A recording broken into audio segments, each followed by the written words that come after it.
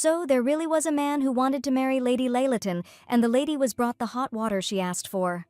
The maid was angry that she was not getting a response and was repeating herself, asked why she was holding the brushes and offered to touch up her makeup herself. No. The lady sighed in confusion, refusing.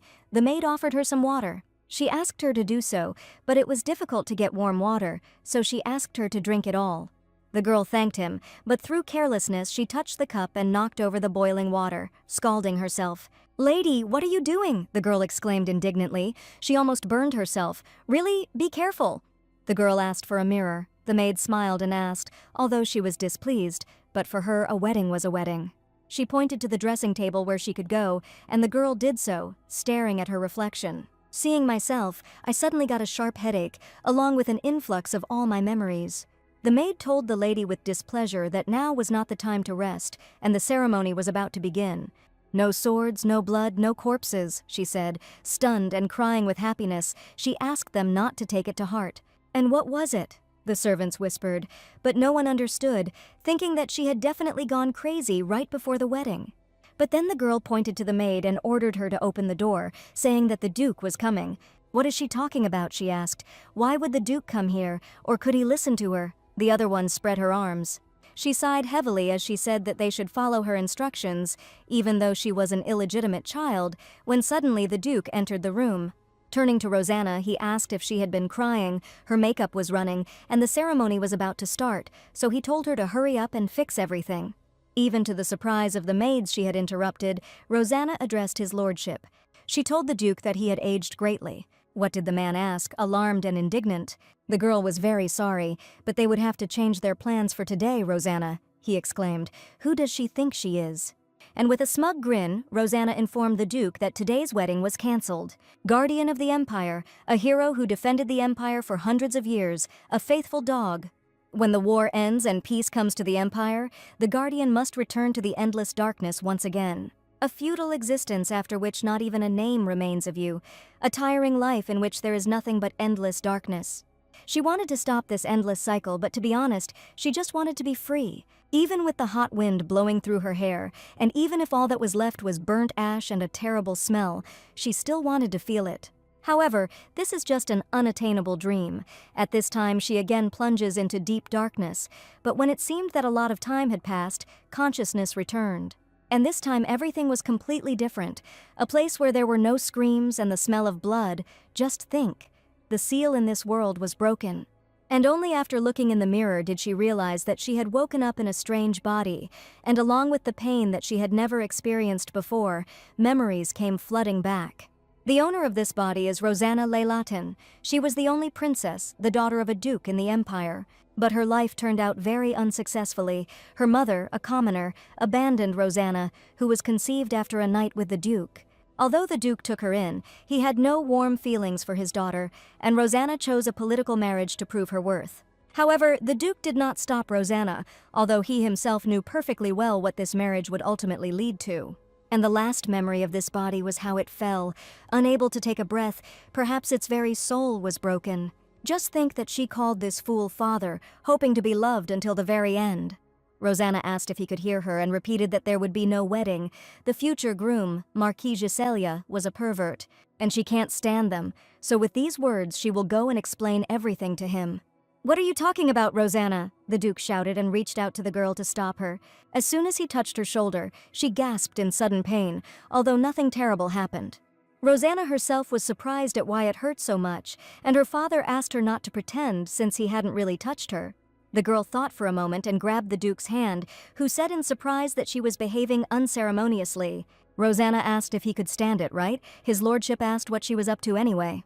But suddenly he became distorted with pain. His daughter said that today's wedding was organized only to strengthen the ducal family. She volunteered herself, but it was he who dragged her into this, she threatened. From now on, he does not dare involve her in his plans for personal gain. Pushing a person who is going to die soon anyway off a cliff instead of saving him is also considered murder. If someone needs this marriage so badly, then let him enter into it himself, and he himself is still in the prime of life. She smiled and asked him not to pretend, since she hadn't really had time to do anything with him. It seemed like he had it all figured out after all. He had always been a ridiculously smart man. Looking at the Duke's face, she concluded that about 10 years had passed since she was last sealed. However, there was no talk then about the Duke having an illegitimate child, as her existence was revealed only after that. Judging by the Duke's reaction, her strength was the same as in her past life, but her defense was weakened. Just take the moment with the boiling water and the Duke. First, we need to figure everything out, and then find out what really happened. She gained this freedom by accident and could not miss it. But suddenly she looked out the window and gasped in delight at how beautiful this world was. How lonely this child was in this beautiful world, she thought. From now on, they will love her always. She sighed nervously and said that she needed to calm down. She couldn't cry like this every time. She should see something amazing. First, she needed to meet with the young Marquis. Canceling the wedding was an urgent matter at the moment. The guests condemned the terribly prepared wedding hall if the bride was half-breed. She was still the Duke's daughter. But does this lady's wedding even matter? The most important thing is that the houses are united. Everyone had gathered here to win the Duke's favor, but suddenly they were attracted by someone's impudent behavior. They were surprised to meet the lady. Everyone saw her face. It seemed that she had had a good cry. The girl was amazed by the beautiful sounds, the beautiful precious stones on the chandelier, wonderful as the stars. And the scent of flowers carries the warmth of life, and everyone looked so happy. In the child's memories, everything looked hostile. But at least they intended to congratulate her today, and she was glad that she came here before meeting the Marquise. Even if the wedding is cancelled, she still has to express her gratitude, and said that they all seem to be having a lot of fun here. To be welcomed in such a magnificent and beautiful hall, she will never forget this day for the rest of her life. Someone from the crowd laughed at this, and some, alarmed, began to justify themselves to the lady, but she did not pay attention. And she said that everyone could go their separate ways. There was no need for further congratulations because she was refusing this marriage. After a minute of reflection and silence, a commotion arose in the hall. People couldn't believe their ears. "Wait, the lady came out of the crowd," the man exclaimed. "Why is she acting so ignorant?" Even if she had gone mad, she should at least remain polite. This is not an ordinary wedding after all. Everything is for the Duke. "The Duke?" she asked again. The man sighed and asked her to forget, asking if the Duke even knew about her behavior and her words. "Yes, he knows," the girl answered calmly. Well, of course, he began to lament. Then they should go to him. But then it dawned on him that the answer was not what he expected, and he asked, stunned, what she said. "The Duke already knows everything," she repeated, and asked if there were any other problems. It was her wedding, so she would follow her heart. "No, that's it," he said, and realized that she was angry and seemed not to be joking. Perhaps Duke Leilaton had missed it all. It seemed that everyone was very afraid of the Duke. His power had changed greatly compared to what it had been 10 years ago. She still remembered how he whined that he was too afraid of dragons, and also refused to join the enslavement squad. While everything else has changed, the only thing that has remained the same is her, okay, enough sentimentality. When she woke up, she discovered that her abilities were preserved, but others had appeared. One thing was clear: her body was greatly damaged. However, her powerful energy was with her. She felt the presence of the young Marquis, which meant that her sense of smell had not disappeared either. This means that she could discern the presence of people whom this body had encountered before with good accuracy. The Marquis came out to Rosanna and asked if she missed him so much that she went looking for him herself, and he was even uglier than in his memories. She immediately said, "No, there will be no wedding, and the Duke already knows about everything, so the Marquis must also tell his father." "What?" he asked in surprise. "Rosanna, what are you?" "Not Rosanna, but Lady," the girl corrected him. They weren't even dating for real. It was just a political marriage. Shouldn't he know how to show respect properly? "What the heck?" he asked. Didn't she know how many people were gathered here? She knew, but her decision was the same. Calling off the wedding was better than any divorce. "Are you crazy?" the young Marquis shouted angrily, asking Rosanna if she had started this mess herself, wanting to help the family. But as soon as the wedding day arrives, she backs out, wondering what Duke Leilaton will think if she ruins everything. "Well, he'll think of her as a lady," Rosanna replied reproachfully. Why did no one understand what he was talking about today? He asked. The lady asked the Marquis why he himself did not understand anything now. She made it clear that he should not address her by her first name, but still stand his ground. He should relearn the basics of etiquette before entering into marriage. The man said irritably that she better stop doing something that she would soon regret. She chuckled, but first he needed to understand his own place. And as soon as he understands what kind of person he is, he himself knows perfectly well that he is not right for her. The young Marquis went absolutely wild and screamed, but he had clearly warned her. Don't do something she will regret and grab her so she doesn't dodge and swing. Not only is he a pervert, but he's also prone to violence. Not a bad combination. His fist is more like a soft loaf of bread. But if this body takes a blow to itself, it will hurt a little. So first you need to avoid the blow. But suddenly the young Marquis's hand was stopped. The man said that it was their business, and he did not want to interfere. But doing this to a lady is too much. The young man asked the lady if she was okay. What was that? Rosanna was surprised. These eyes. Can human eyes shine as brightly as precious stones? She gasped in response, and for the noble gentleman it was a relief, but were her eyes deceiving her? But somehow strangely, she didn't notice him until he himself approached. Even if she hadn't met him before, she should have felt his presence. Before she had time to think about who this man was, the young Marquis suddenly turned to Duke Varfus. There was only one Duke Varfus she knew, so that man was Chaitin. The Duke asked if he was trying to attack the bride on her first wedding day, and the young Marquis was even more trash than he could have imagined. The groom asked his lordship how he was here, and Chaitin interrupted and explained that he too had received an invitation from the Marquis of Giselle. And he asked, or did he want to say that he shouldn't have come? No, of course not, he answered, frightened. He gasped. His Majesty had sent him to the battlefield of the Civil War, hoping that he would die there. He was asking because he was still alive and had come to the banquet. No, he answered stutteringly. It was just a misunderstanding. Then what just happened was also a misunderstanding, asked the Duke. Lady Rosanna is the only lady of the Leylatin family, the great and eternal house of the Emperor, and to raise a hand against such a lady is simply unthinkable. As he knew, His Majesty was so cruel that he sent him, his nephew, to war, exposing him to mortal danger. And if he had heard of this incident, the young Marquis would have exclaimed that he never wanted it. Well, if the Marquis says so, then there is no reason not to believe him. Then he himself will inform His Majesty that the wedding has been cancelled. No, he himself, the young Marquis answered guiltily, and immediately ran away. No need to thank him, he told the lady, but Rosanna also asked his lordship not to thank him. Chaitin asked, stunned, if she was repeating after him now. No, she replied. That's how she always speaks. If she had married, the House of Leylatin would have only grown stronger, and the Emperor's power would have become stronger. It wouldn't have been to his lordship's advantage, so she says he shouldn't thank her for ruining his marriage. That's why I'm saying it, the Duke repeated in his head, stunned, not quite understanding the girl. On alert, he turned to her, but suddenly his lordship was called out to from the side. The man said, His Majesty is calling him, God, Chaitin answered with a nervous smile. It seems that this time His Majesty also hoped to see his nephew without any limb. Seeing him alive, he would probably be disappointed, but turning to the lady, he informed her that he had to go for now. He wanted to congratulate her on her wedding, but now he could congratulate her on her divorce. Thank you, Your Highness, Rosanna said with a haughty smile, her tone embarrassing him, but it was still time to go. In any case, he was looking forward to the next meeting. It seemed to the girl that the Emperor had not changed. By this time he should have noticed that her soul was gone. Let's see how he reacts. At this time the Emperor was in hysterics, breaking dishes and shouting, Where the hell did they go? Who dared to desire what belongs to him, his hero, whom the gods themselves gave him, his gift? This body had no physical strength at all, Rosanne thought, and yet her strength remained the same. Strange. Over the past few days, she had become convinced that her heightened senses could still detect someone's presence, and her reflexes were still good.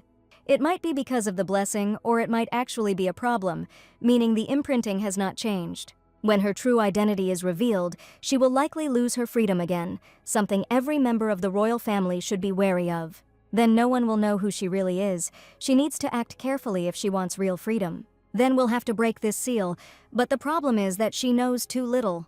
She was born with stunning strength for no reason, abandoned by her parents out of fear, and went to her first war at 17. That was all she knew about herself the last time the seal was removed, 10 years ago, during the battle with the Black Dragon. Then perhaps the comrades she fought alongside knew something about it, but there was no need to rack her brains for answers, because the person who can answer if she asks is right next door. But upon arriving at the meeting, the man asked for forgiveness and said that at the moment the Duke needed rest. Rosanna had a couple of questions for the Duke, and the butler told the lady that she should address him as her father. He started to lecture her, but Rosanne said she had a couple of questions for her father and told him to take her to him. As a result, having clarified, the Duke allowed her to be let in. The lady pointed this out to the man and he asked her to enter. She immediately told the Duke, no, her father, that she had come on some business, and so she answered, he. The girl noticed his hand and asked if he had hurt it. Yes, the butler explained. On the day of her wedding with his lordship, there had been an accident in which he had injured his arm. On the wedding day, Rosanna asked and thought, is that the hand? Isn't that the one she shook then? Then the Duke asked if she hadn't said that she had questions for him, and he asked her to ask them quickly and leave. She had heard that a slave squad had been formed 10 years ago, and she wanted to know where those people were now. The father was surprised that she, despite refusing, had an interest in something like this, and he noticed her manner of speech. The daughter suggested not to deviate from the topic, and the Duke said that he would answer quickly, since there was nothing wrong with it. He began, and judging by his casual reaction, she thought they were all alive and well. But the Duke, destroying all hope, explained everyone is dead. Suddenly I remembered that no, one of the squad did survive, His Grace Duke Varfus. But everyone except him is dead, she asked. Precisely, her father answered. In such cases it is customary to send to the front those who are destined to die. But when? The girl asked in amazement on the way back, or... The Duke told Rosanna that it was none of her business, and she asked what was wrong with studying the affairs of the empire. Nothing bad, he replied, but he had already answered enough more knowledge would not benefit her or her family. He asked her to leave and not to dare mention anything they had talked about outside this room, even about his hand. Well, of course, she thought that they were all alive, yes, they were seriously wounded, but not fatally, and besides they were quite strong. And judging by the Duke's reaction, something is definitely fishy here, something significant enough to threaten the family's safety. It was necessary to meet with Varfus, when suddenly a servant ran to the butler and reported that the guest had already arrived. The butler said that the Duke had no intention of receiving anyone, and the boy conveyed this to the guest, but he remained waiting in the reception room. The man asked who he was, since he dared to insist, and as soon as the guy declared that he was the Grand Duke Barthius, Rosanna jumped up. "Madam," the men exclaimed in shock, but the girl was already rushing to the reception area. It was necessary to get there before the butler, otherwise it would not be possible to talk to him in person. Finally arriving at the place, she opened the doors and addressed his lordship Barthius. The guy grinned. He was told that they were not receiving guests today, so he was about to leave, but it seemed that the Duke's daughter found a minute to talk with him. Rosanna said the Duke was unwell and she came in his place. Chayton appreciated the original way of greeting the guest. The man said that he had actually come here to ask him about the Duke's daughter, but since she was here in person, he would ask in person. Rosanna asked to continue, and the Duke asked the lady if she had anything to do with the sealing of the Black Dragon. She was worried that he recognized her. Varfos was also of royal blood. She had to accept the fact that he could also feel her soul. She made a mistake in relying on feelings of camaraderie because they had been comrades 10 years ago. It seemed that it would not be possible to find out details about the enslavement squad, and deciding to play dumb, I asked what he meant. Chayton said that she could not deny it. He had already felt everything, and the guard thought that maybe she should kill him now. But out of the blue, the Duke sat down next to Rosanna and took her hand. "Why?" the girl asked. Yes, indeed. Last time everything was exactly the same. At the moment when he took the lady by the hand, the loud voice sounding in his head stopped. He explained that this was the curse of the sealed mad dragon. At the time he thought that it might be a mistake, but now he is absolutely sure. This is the effect of the sealed dragon, the lady thought. But where did he get this terrible curse from? And then Varfus expressed a wish that the young lady would heal him with this hand she asked when he was cursed. Ever since the dragon was sealed, he has always carried with him a special remedy to suppress this madness. Of course, he couldn't get rid of it completely, it was clear, but Rosanne didn't have much time. There is not enough time. She wants to throw him out. That is not the point, she answered. She will have to leave soon as this door opens. More than one person was pounding on the door, calling Madam Lady, but, "Oh well," said Rosanna, his words just now. She asked if he needed her, and the Duke explained that he was saying this with a pure heart. If he gets what he wants from her, he will never allow anyone to look down on this young lady again. He asked her how she felt about the idea, but Rosanne replied that she didn't care. She asked him to simply promise that in the future, no matter what, he would have to fulfill one of her wishes. Even if it touched the Emperor's head, amid the noise from behind the door, the Duke asked if she knew how dangerous it was, if the lady was serious. Rosanne said her father wouldn't let her meet him, so her plan was to let him see for himself. She said if he wanted to make a deal with her, he had to kiss her now. There was no better way to bind a girl and a man together than this. He could think of it as artificial respiration, if it made him feel any better. But it seemed that Chaitin was not averse and pulled the girl towards him, and, asking to forgive him for a moment, he sealed their deal with a kiss. And after that day, rumors spread like wildfire through high society that Rosanna and Chaitin had kissed. The Duke tried to suppress all the rumors, but shutting up the mouths of long tongues proved to be no easy task. The rumors even reached the royal family. Rumors said that the Leylaton family, once central to the emperor's faction, would now be able to tie the knot with Grand Duke Varfus. "Why are you nothing but trouble?" the Duke shouted. "Why can't she behave quietly like before?" But he himself told her to do as she wanted. "But did that mean this?" exclaimed the father. Did she really think that by these words he meant to say that he was giving free rein to her desires, and didn't his words correspond to his actions? She asked. Then her father should not have said those words to her earlier, and ordered her not to call him father anymore. "No problem, Duke," she answered. "Rosanna," he shouted. In any case, he couldn't ignore this incident. She would be under house arrest for a while. Locked in the estate, although the incident was only in the living room, not even in the bedroom, the Duke still has a lot to learn, thought Rosanna. It doesn't matter, even if she doesn't answer. From the moment she called off the wedding on her part, his daughter interrupted him. He had been wearing this bandage for a long time. It seemed like she couldn't control her strength. She didn't mean to squeeze his hand so tightly. "What are you talking about?" the Duke asked Rosanna. "He accidentally hurt his hand." She was really surprised. On her wedding day he became ill and injured himself. He is the Grand Duke of Leylaton. Does she really think that he was injured by her? But having injured his arm due to his poor condition, if he had grouped himself when falling, he would not have injured anything.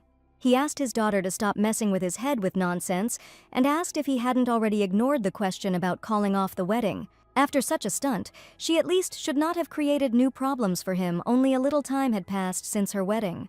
But she again plays her tricks on him and does such things with a man. His anger seemed to grow with every word he said. She told the Duke and advised him to learn to control his aggression. He was very angry, although she only expressed her concern. But now, as a reasonable person, he should control himself. Having spoken, the Duke sighed and said that perhaps His Majesty had already heard the rumors. Of course, thought Rosanna, she did it all on purpose. The Emperor will probably try to find her, but if she can find a way to break the seal? To do this, we must try to weaken the Emperor's power in order to protect the freedom he has been granted. House Leylaton is the only ducal house in the Empire, and also serves as the core of the imperial faction. If word spreads that the Duke is moving away from the Emperor, the other nobles will weaken their unity, but the problem is that she has been wearing a collar since childhood and has never even thought about cutting it off. They don't even think about how powerful the Duke can be. Still, acting first was the right decision. She spoke about this situation and her father asked if there was any solution. There won't be another marriage proposal, so why not announce her marriage to the Grand Duke? "Rosanna," his lordship growled angrily and shouted at her to get out of his sight. At the same time, His Grace the Grand Duke was calling for an assistant. He didn't respond because he was deep in thought, so the knight had to shout. He asked if he was okay and why he was touching his lips in such a strange way. Chaitin replied that he was thinking for a bit. "It's all about the Emperor," the man asked. "He heard he kept him waiting all night again and in the end didn't even show up." While he was cursing at the authorities, the Duke again became lost in thought and told Paul that he had a question. The man said he would listen and answer all questions, and Chaitin asked what it meant when someone asked to kiss him. Yeah, right, Paul thought hard. He wants a kiss or something like that, but suddenly a realization hit him.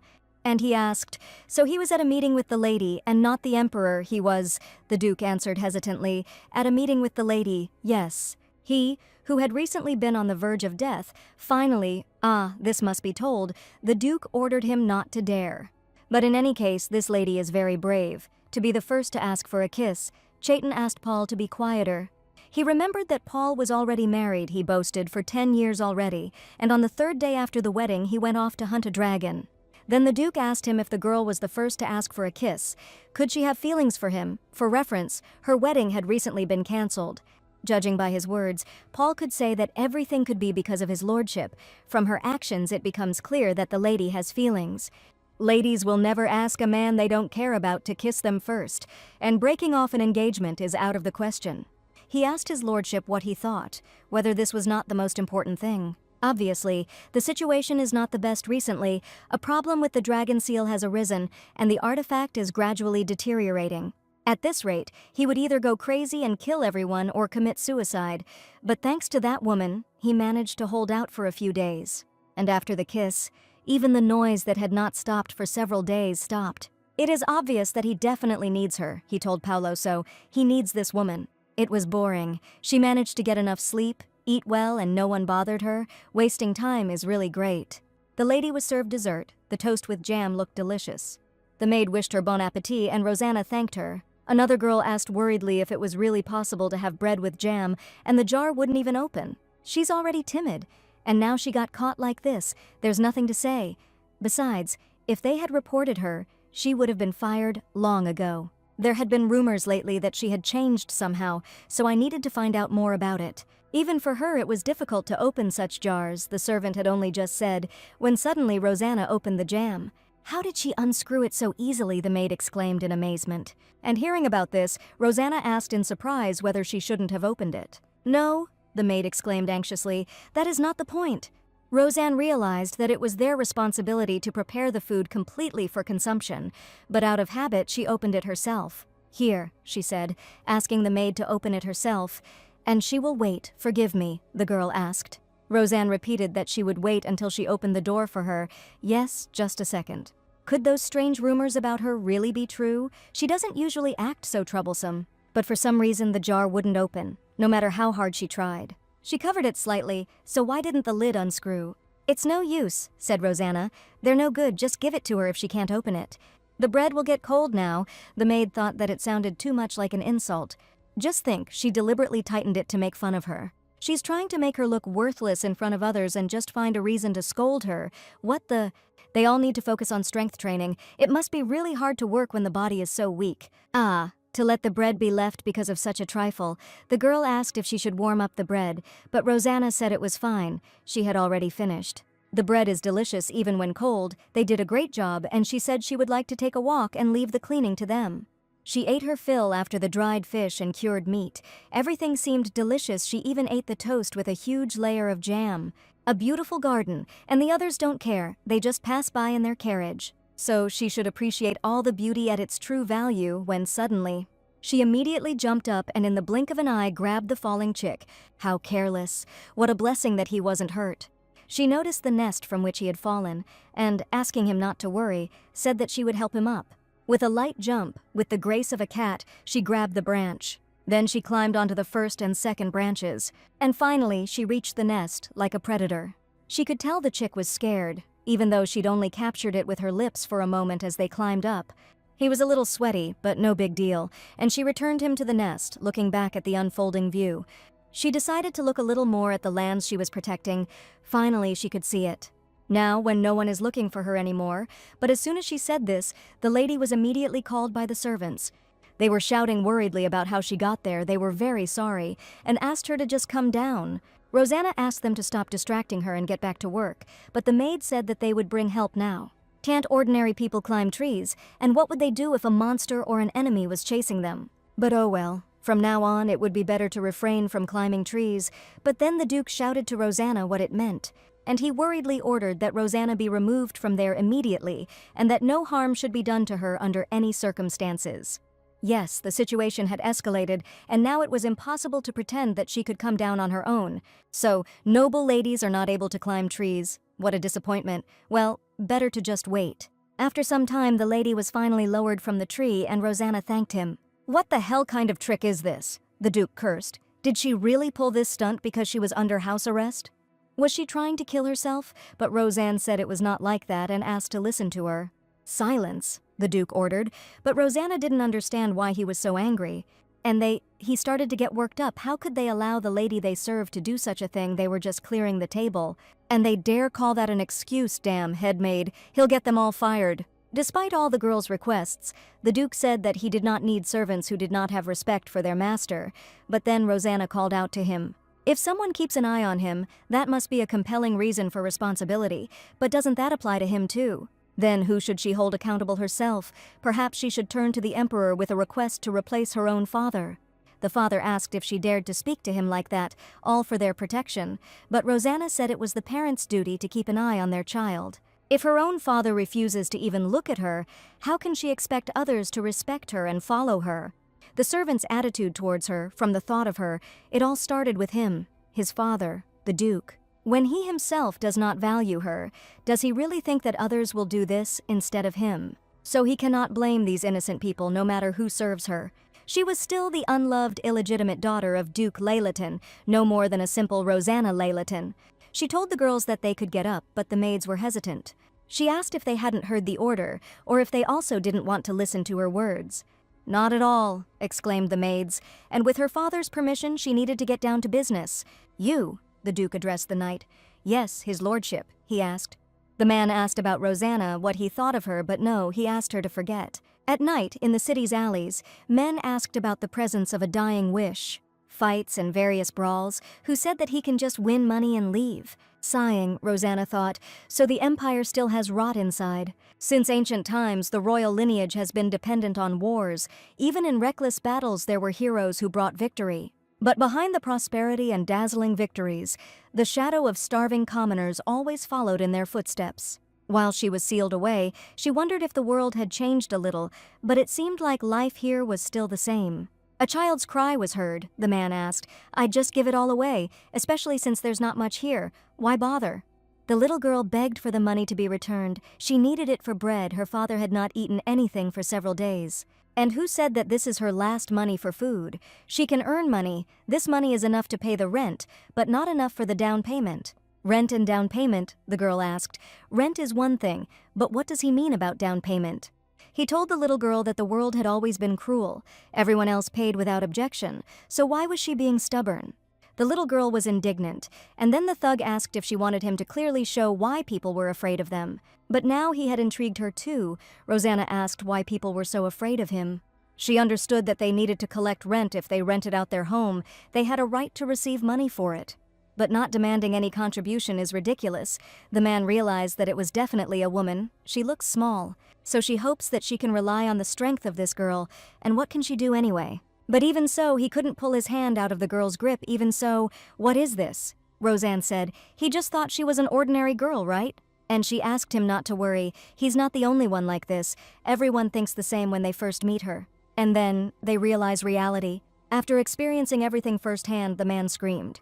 Almost crying, he called his comrades idiots and asked if they were going to just stand and watch. Yes, her courage is worthy of respect, but he is not like his boss, who can give in just because she is a woman. Rosanna didn't appreciate the concern and knocked the man out with one punch, knocking out his teeth. The gang boss was horrified by the lady's power, and Roseanne said that whoever he was, she didn't care, and for now she would just beat him up. "After all the investigations," Lily said, and yet she couldn't help but worry. She asked if they really understood what she said.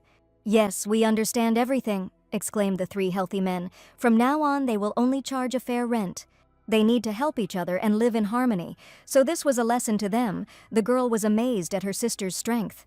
They said that from now on they would help others, and then Rosanna told them to get up and go return everyone's contributions. But if they don't learn today's lesson and return to their old ways, then next time everything will end differently than today. Roseanne was just stretching her aching wrist, but the men took it as a threatening gesture. After sending them on their way, she asked the little girl how her hand was, and the girl said that he hadn't grabbed it as hard. The girl said that they would no longer demand other payments from her, but she would still have to pay rent, but the little girl knew this. The little girl asked her sister what her name was. She wanted to thank her one day for today. Roseanne asked to be forgotten. She would help anyone who was treated unfairly. And when she grows up, she should not ignore crying children. She should gather up her courage and, if possible, help them. Thinking what a cool little sister she is, she promised that she would do that. "Excellent," answered Rosanna. Then she hoped she would be happy. And finally, the little girl thanked her sister for protecting her. She will never forget that. No, she should be the one thanking her, the girl thought, for being able to protect her. The Duke heard the news that she had been injured. The lady had called off the wedding and had caused a commotion by climbing a tree. But she wasn't hurt. She just tore her dress a little when she climbed up. "Wait!" he exclaimed. "She really did climb up there herself, but don't tell me she really risked her life exactly," she replied. She explained that the chick had fallen out of its nest, and if she had not helped it return, its life would have been in danger. She only asked not to tell her that the Grand Duke could not climb trees. She remembered that when he was younger, he had been cool and strong. It's not that she, the lady, is just acting recklessly, but Rosanna would much rather hear from him that she is very strong. By the way, she asked how he was doing lately, speaking about the curse.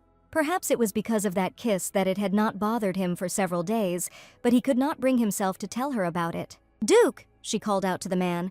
"Why are you hanging around?" What madness! Cold sweat, red face. He couldn't hide his appearance no matter how hard he tried. And now he couldn't even finish the sentence he had started. It seemed like he was experiencing incredible pain. She remembered his symptoms stopping when they held hands. Maybe then. Oh, it seemed to work. His eyes cleared again, and she told his lordship that they needed to clear something up. Even though his symptoms disappear when they hold hands, it still doesn't mean she can lift his curse. Besides, it still doesn't cancel it out. Chaitin said he hadn't even thought about it. "What a relief," she said surprisingly. "And then I asked his lordship if I could ask him something, if it wasn't something strange. Then of course." Intertwining his hand with hers, Rosanna turned to his lordship. "Yes," he asked, and the girl asked what he was feeling now. Why is she doing this so suddenly? Chaitin thought nervously. Is she talking about their hands, or maybe about the kiss? Or could it be that this lady had definitely fallen in love with the Grand Duke? Paul, by the way, had never said anything like that. Just like Paul had said then, he thought, maybe the princess really had fallen in love with him. In that case, he had to give an answer and breathlessly replied that he liked everything. "I see," the girl replied and suggested that the Duke continue to tremble, which he asked in surprise. Rosanne explained that she meant their relationship, but he said that he wanted her to heal him with her own hands, and for this they need to get closer. He sighed, and then Rosanna thought that his body was still not okay, although they were holding hands. The Duke was saddened by the significance of her actions, hardly expecting more, and asked her to forget. She asked, what about telling everyone they were a couple? They could use that as a disguise. And since it's a fake relationship, there's no emotional attachment between them. The Duke told the princess that he remembered having important business to attend to and asked if she could excuse him for today. "Of course, no problem," answered Rosanna. After a pause, Chaitin said that next time he would visit her properly and left. Rosanne thought that he might be disgusted by the relationship or that he already had someone. That's why the girl thought that next time she should apologize to him. The Duke had come all this way for her, but she still hadn't asked the most important thing, which was how he had become connected to the curse. How he got it. He joined the enslavement squad, which means he definitely became close with his comrades, but how did they all die? What happened in the end? This is what she wanted to find out, but suddenly Chaitin appeared and she forgot about everything in the world. But why did she still not feel his presence? Could it really be that he is stronger? Even though his body is weak, his strength remains. But suddenly, Lady Rosanna was called out. The servant informed her that the guest was waiting for her in the reception hall. "Okay, he's already on his way," the girl replied. "Reception then. Maybe it's Chaitin again and he forgot something. Or maybe like her, he wanted to ask something, but forgot. This time she should ask him everything that is bothering her now. How did he get this curse? The evil dragon enslavement squad is impressive. Then what about the comrades? She whispered to herself. "It's been a while, princess," the guest waiting in the reception room greeted. And turning to her, grinning, he asked what was wrong with her face. She looked as if she expected to see someone else here, the prince clarified. "Well," he asked, "is the one who leads the war unleashed by the Empire to victory a hero? But in reality, he is a prisoner, not freed from the endless seal, no more than a fighting dog, bringing victory to the Empire in his teeth." The emperors passed on the rights of ownership of the hero from generation to generation, and not one of them mentioned his release. And so, Crown Prince Joseph, holding the hero on a leash, became his next master. How foolish of her to simply assume it must be the Duke, which caused her to completely forget herself and not notice the prince's presence. The man asked the princess why she was so tense, explaining that he had just come to talk. First, he asked her to sit down for a moment. His neck hurt from looking up. Maybe he recognized her. When they sealed her, they gained the ability to recognize her soul. And this ability was passed down from generation to generation, along with property rights. If Joseph had already inherited the title, should she kill him right now? "Okay," said the prince, smiling. "I won't waste time and will get straight to the point." Approaching the princess, he told her that he had come to return what rightfully belonged to him. They definitely found her. He noticed that her soul was missing. He needed to catch him off guard and quickly find something that would work as a weapon. It's better to do everything before the prince draws his sword. In the worst case, he'll manage with his bare hands. But then Joseph said, marriage. And he asked why she called off the engagement, what he was talking about, whether Roseanne had heard him wrong. He said that he came to get back what he had lost. Was that less important than finding out the reason for the break-off of her engagement? He had already heard rumors that she had gone crazy, but they weren't lying. He asked if she really hated this marriage so much. Joseph chuckled and said she really did change, as if she were a different person. And indeed, it turns out he knows nothing. She made the guest stand for too long and asked the prince to sit down. Earlier, Rosanna was too excited and already wanted to act. But if she had immediately killed the prince, the rest of his entourage would have immediately begun an attack. It was impossible to endanger people because of Joseph. Okay, said the prince. He was personally convinced that their princess had gone crazy. Well, now he was offering to talk to Rosanna seriously. She was so disgusted by the idea of marrying the Marquis that she refused him, and it hasn't mattered to this day. But isn't it all about the new affair with the Grand Duke Varfus? He asked. And he had grown a lot when Rosanna saw him last, when he was still learning to read and write. No matter how crazy she is, one must not forget the difference between private and public affairs. High treason is on the horizon. He came to regain the loyalty of the Leylaton family, and if he becomes emperor, shouldn't he use the power of this house? So think carefully, said the Sweet Tooth. The Grand Duke will end up alone on the battlefield. And still naive, a child who can't even hide his goal or intention to kill someone. So, asked Rosanna, is he now simply jealous that she preferred the Grand Duke? But in any case, everything she does with the Duke is all her personal business. Princess, this is the last time he will turn a blind eye to her antics. The prince was irritated. Next time she would better think twice before joking like that. He did ask her what the reason was for her refusal of this marriage. Well, her answer was still the same. It's her business, so she just does what she thinks is right. Throwing a cup at the girl, Joseph suddenly shuddered in anger at her. What the… Did she really catch it with her bare hands, the prince thought in shock. Well then, said Rosanna. And she asked, now it's her turn what? Joseph asked timidly. He asked Lady Leylaton. She wasn't going to throw it at him either, she was. And what? She asked. Were there any problems? This childish threat may seem funny, he thought, feeling insulted. But what was this suffocating pressure he felt? The Prince Tsukaya ordered that the cup be quickly placed on the table. If she dared to raise her hand against him, the Emperor would not leave her alive. Oh my God, she was just joking. What was he so scared about? The servants should be arriving soon to clean up, so it would be better to end this game. Otherwise, he might actually faint from the pressure. He asked the lady if she knew about him, speaking of a hero who was sealed and guarded the empire and served His Majesty the Emperor. If he had called upon a hero to destroy the House of Leylaton, she would have continued to behave this way, saying that the Emperor would not show her compassion. A protector, a hero, a puppet of His Majesty, asked Rosanna. Yes, answered the prince, a creature that will carry out any order. So she may not even expect mercy from him, and know that she is not allowed to experience any feelings. A puppet like this, but at that moment Rosanna couldn't resist and threw the cup at the prince. It flew past without touching his face and crashed into the wall, shattering into small pieces. The prince had a hard time realizing what was happening because of his stupor and fear. Lady Yu, he said anxiously to Rosanna. Oh, the girl answered without a drop of regret. Her hand slipped. She didn't mean to. She didn't mean to. But this is an attempt on the life of the crown prince, she screamed. She herself understands that such a pathetic excuse is not enough. Well then, go ahead, call this hero, call that puppet he was talking about. He is sure of it, right? He will have to admit that she threatened him, and he was so frightened by the lady that he had to call upon the hero himself in order to destroy the family. She was afraid that people would begin to doubt his suitability for the title of crown prince, and suggested ending the meeting on a warm note. She's right. He's still a long way from being able to control it, and if it becomes known that he has become an enemy of this house… Damn, what should he do, thought the prince, when suddenly there was a knock on the door. Oh, looks like they've finally arrived, said Rosanna. Joseph asked where she was going. What is he talking about, the girl asked, and explained that she just wanted to open the door. His Highness the Crown Prince, the Duke shouted as he ran in, sincerely thanking him for finding a window to visit them. He recently placed an order for the finest teas and desserts, which would arrive soon, but suddenly he asked why there was only one cup. Did she just make tea for herself? No, it was probably the servants doing it. Did they seriously do this after the recent conversation? But Rosanna told the Duke that everything was wrong and asked him to look where her father had not yet had time to ask before he immediately shouted, What happened here? He just bought this set? It took him more than 1 month to bring it from abroad. No, wait a minute. Now is not the time to worry about the cup and why it is broken in the first place. He asked Rosanna just not to say that his suspicions were true.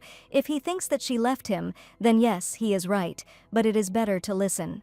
But her father shouted that he didn't need any explanations, and he begged her to stay out of trouble and not to do anything at least once.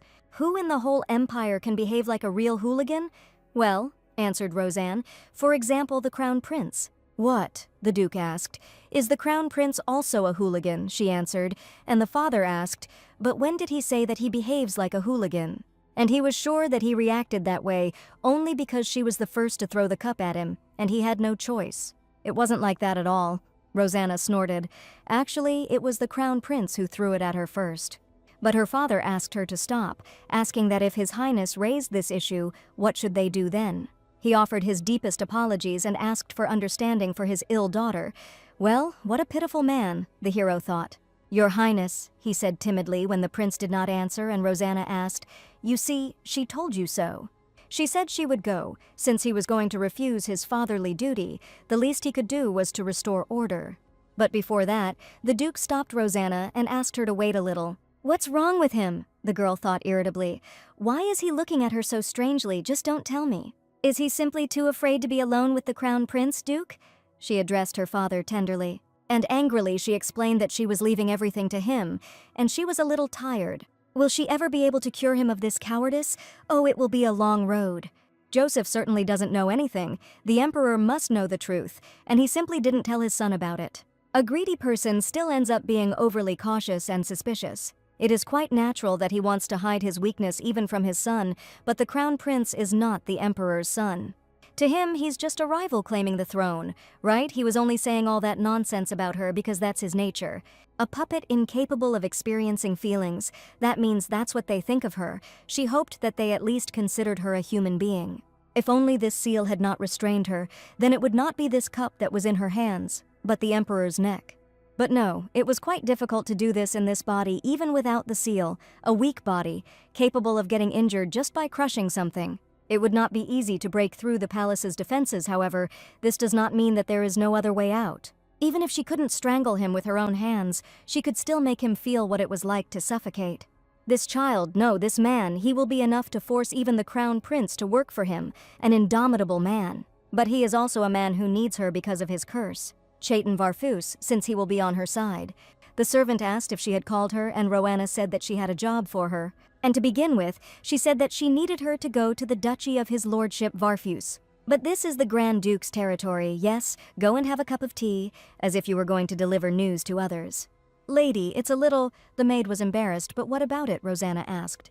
Show some zeal for saving her from getting fired. Is there any other reason why she can't go to his mansion? The maid asked not to look at her like that. She couldn't do that. What was she talking about? The lady asked. If she doesn't want to, then she doesn't have to go. She'll ask someone else. But that's not the point, she replied. If the Duke finds out about this, everyone will be fired, he warned, not to even mention this name in front of him. Okay, let's say, answered Rosanna. The maid wondered what had happened to the armrest of this chair, but out of guilt, she tried to keep a closer eye on everything. She had to replace it quickly before she noticed, but suddenly the princess asked her to take it. This, and this too, and take this, yes, lady, the girl answered uncertainly. And having received the jewelry, she asked the lady what was the matter, and whether she should send them to be cleaned. Take your pick, said Rosanna. Since she came straight away at her call, she would give her one, and if she fulfills her order, then she will receive them all, but if not, then he can leave. And then the servants asked who would dare to refuse the lady's order. She said that she would immediately go to the estate of the Grand Duke of Varfus. Since his name is not taboo here, Rosanna asked with a smile. Well, the Duke is not here, so it's okay, they answered her. Then go and walk around there for a bit so that people will notice her. The maid said that she can even do a somersault so that they will definitely see her. And one more thing, she asked her to call a jeweler. The box was empty. It needed to be replenished urgently. But the lady had no more money left, so Rosanna ordered that everything be written down in the Duke's name. He didn't even ask if she was okay after such humiliation. Even a stranger wouldn't have done that. And besides the jeweler, call a designer too. This time we're going big. It will be done, the girl said. When the maid left, saying that she would call everyone, Rosanna thought that the gem was larger than she thought. Would the Duke really do such a thing for a daughter he didn't like? Milady has a lot of things to do now. She had to receive both His Majesty the Prince and the Grand Duke Varfos during the day. Their Duke can't stand Varfos, even today after breakfast. He seemed absent-minded. Suddenly his mind was clouded. While the maids whispered behind her back, Rosanna finally found the rabbit-shaped cloud, and she thought about who she should now look for in the sky. There was a rabbit, a butterfly, and now, maybe, a dragonfly. But suddenly a heartbreaking cry was heard calling her by name. She finally got there, she thought with a smile. Rosanna, the wretch, flew up and screamed her father, "What is all this?" "He's talking about the bill," the girl asked. "But he knew it was the bill," the Duke exclaimed. "Then why ask?" she asked, and her father explained that he wanted to know where the amount on the check came from. "Oh, that's it," Rosanna answered casually and asked the Duke, and he gave her some money. "What?" the man asked, and the daughter answered, "She is the child and the Duke is the parent. It is the parent's responsibility to take responsibility for their child's mistakes. And since the Duke didn't even give her any money, all responsibility lies solely with him. So," she suggested, "let everyone do what they need to do and wish them luck." "Parental duty means, well, there couldn't be any more reasons," said the Duke. "Raising one's daughter is also a parent's duty. And seeing her impulsively make reckless spending, the ultimate conclusion is that he needs to re-educate her. Therefore, she will not pay this bill, so she will understand the consequences of thoughtless spending." "But she had no money," Rosanna replied, "and she could handle this herself. Because this is the outcome of someone who spends money recklessly. Although she herself has nothing, she can sell jewelry or something else." True, as if these were the words Rosanna had been waiting for, she asked her father. She asked if selling jewelry and ornaments was really a good choice, and the Duke replied yes, warning of a decline in value. "Did you hear her ask the maid and ask her to tell the merchants that they could sell all her things?" The Duke asked why she was hesitating. It was Rosanna's order, and he should have fired her last time. "So she was planning to clean up after herself," he said, "preparing things for sale to traders." Well, Rosanna expected something like this to happen, and her father told her to take it as a lesson and avoid impulsive spending in the future. He also asked her to correct her strange speech, and what was wrong with it.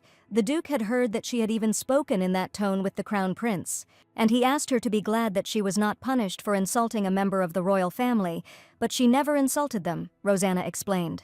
It was an informal meeting, so she spoke to this brat like this. "Roseanne," her father exclaimed, asking her to watch her language. The girl told the Duke that even if she were part of the royal family, no one could punish her. It would be very foolish to humiliate the core of the emperor's faction, let alone the Crown Prince, who had not even ascended the throne. Right. Haha. It looks like the Duke didn't even think about it. Yeah, he'll have to relearn everything properly. So, even if the emperor felt offended, he didn't have to worry, especially since she only sold things that he handed over unofficially. "What?" he asked the Duke, trembling. "Just don't tell him that she is selling His Majesty's gifts." When she confirmed this, the Duke said that she would destroy their family. She says this because she does not understand anything. "Okay, Duke, if the emperor ever tries to kill him, she asked him to know that she will intervene and save him. He should be grateful, because the strongest person in the empire is his daughter." Rosanna, on the verge of a nervous breakdown, the Duke turned to her. "Yes, the Duke," Rosanna asked. "Arrest. Her arrest has been extended for another month," he said. She said it seriously, but he doesn't believe her. "By tomorrow they will be in full bloom, and the scent should become stronger." While she was sitting over the flowers, the maid asked her mistress what she planned to do today. "What else?" answered Rosanna. "To admire the flowers, and later behind the clouds and after how the sprouts grew again," asked the maid. "What is this again?" the lady answered. "She can only observe all this today, but there are other interesting activities," the girl answered. "It's a bit of a shame that His Highness didn't say anything to the Duke. The Duke's reaction would probably have been quite amusing." She was gone and Chaitin was back, so he had no time for the Duke yet. Her soul was the Emperor's greatest strength, and the Leylaton house was his great support. And if Chaitin rebels after losing these two, the ruler of the throne will definitely change. "And what about that?" the maid asked. She suggested leaving the house, but they reminded her of the arrest. She suggested calling friends, but Rosanna had none. Lost in thought, the girl said, perhaps she would like to go to the library. To the library, she was surprised. And she said enthusiastically that she would now bring her the key to the library. Good, the lady relied on her. She was thinking about the wonderful effect of the gift, but suddenly a man called out to Lady Rosanna. He said that a guest had arrived and was now waiting for her. Rosanna asked who had arrived. Lady Rihanna from the Potlenga house. The man answered. Hearing this name, the maid melted and said that she had been called the Heavenly Galaxy for several years. She asked if this was really the same man. Yes, that's right, the man replied. Well, he could go to her and tell her to wait for her after all. She came without an invitation, so it would be okay if she was late. Of course, lady, the messenger replied, and said that he would convey everything immediately. Rihanna Potlengi, why did she decide to visit her, no matter how much she thought about it? It doesn't seem like they had a good relationship. I wonder if something happened to her. They are not close, she asked. Who knows, the servant asked. Maybe she wanted to get closer to her.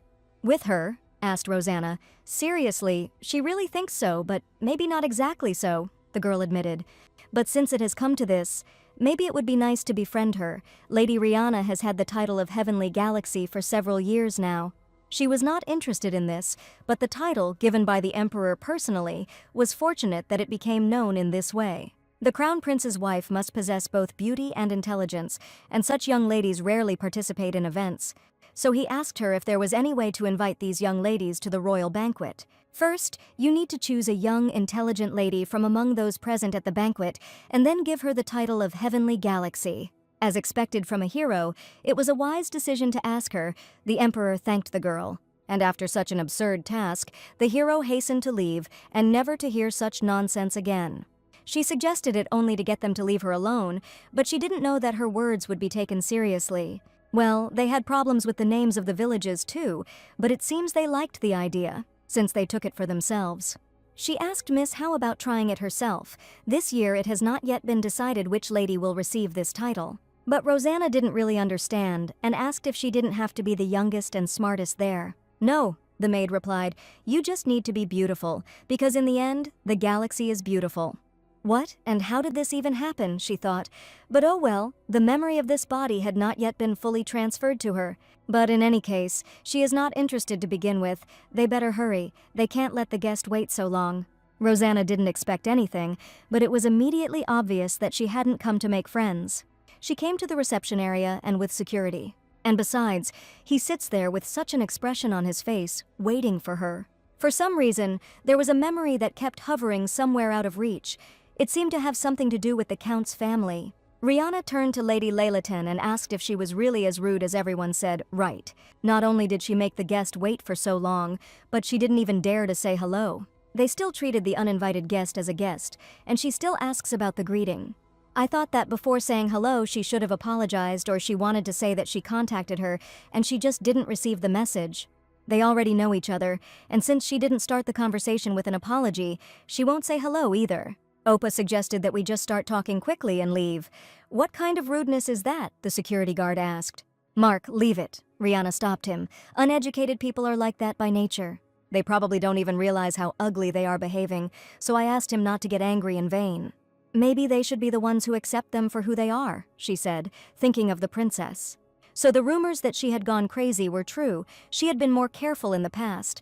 And now she looks completely open and is not afraid of anything. Whether she is a crazy princess or in her right mind, it does not concern her. She just wanted to say what she wanted and leave. She heard about her meeting with the crown prince and hoped that she hadn't started thinking about something stupid. Rihanna was about to start talking about a couple for the crown prince when suddenly Rosanna exclaimed, as if she remembered, "The house of Count Potlenga. This is the family that bought the title for nobility." "How dare you?" she asked, alarmed and angry. And how did she even find out about this? This secret is over 100 years old. Not even all family members know about it. But for Rosanna, it was a weight off her shoulders.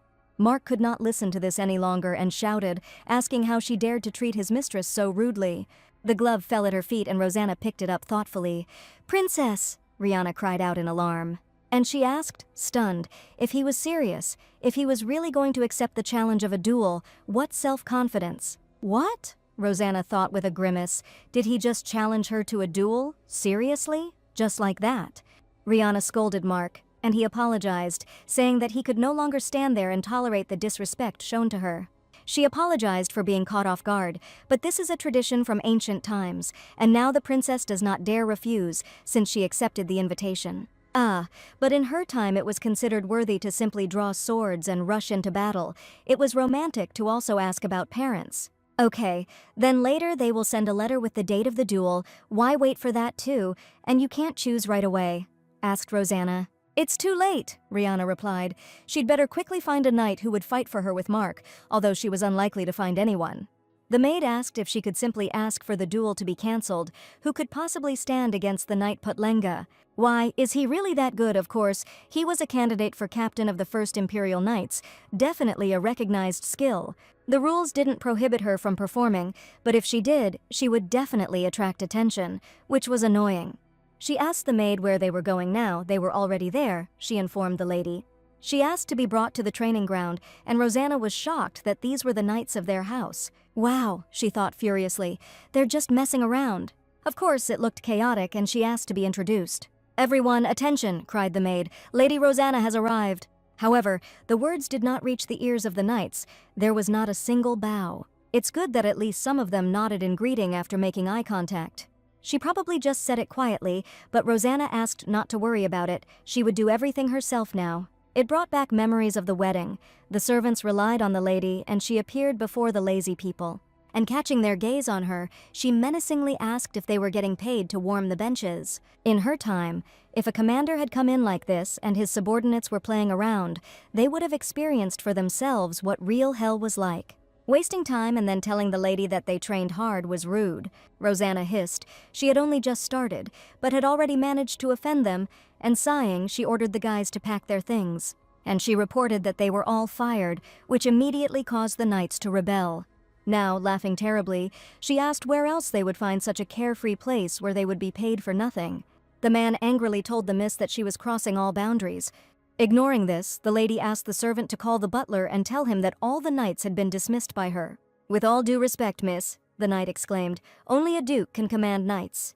She couldn't just take them and fire them, so Rosanna asked the servant to bring the duke too. "We must first call the butler. After all, it was he who hired these clowns, and now he is responsible."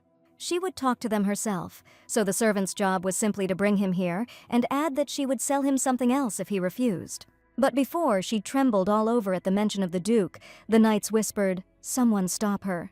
There was a misunderstanding. The man who arrived told Miss and explained that they were on a break. So they were all relaxed, and he assured her that they had trained hard before the break. "So you're saying that this person with a baby-skinned bottom has been training hard just recently?" As captain, he apologized for their behavior. They were upset by the talk of pay, so it was all her fault, asked Rosanna.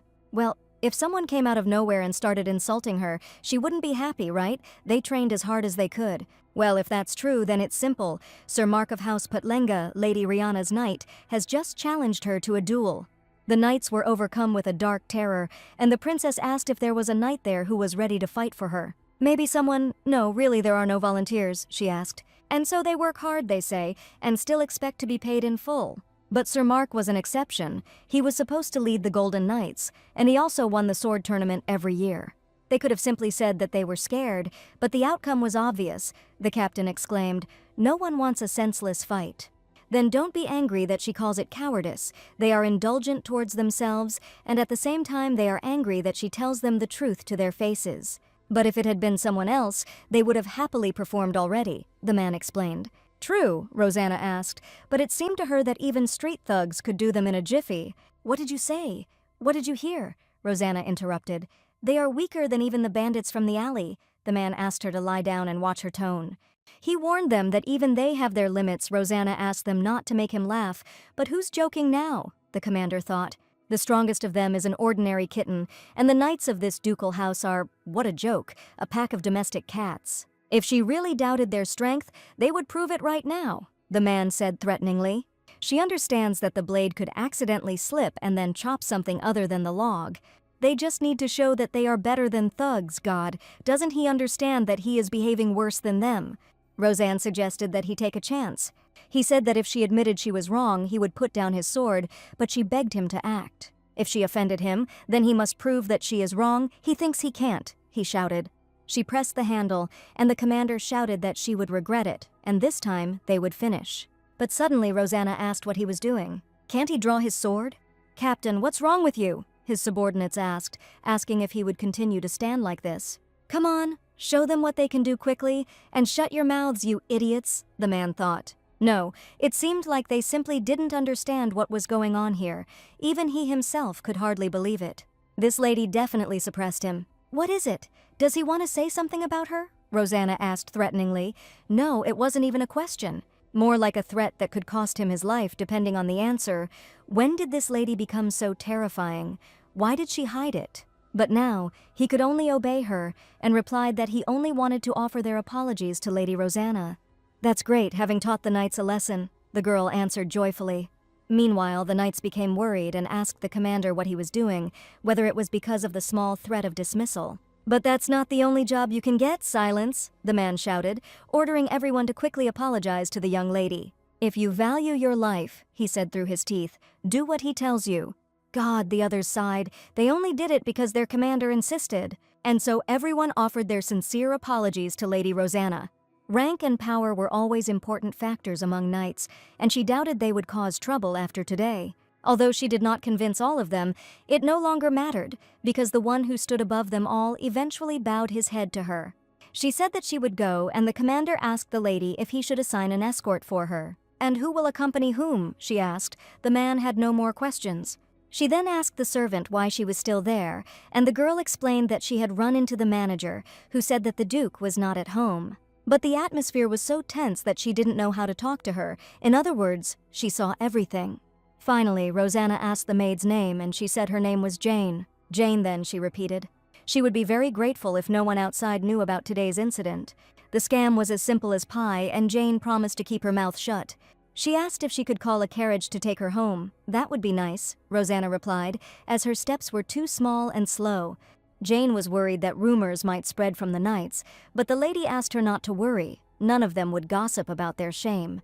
And besides, didn't she think they deserved another chance? Just like they had decided with the maids, Jane agreed.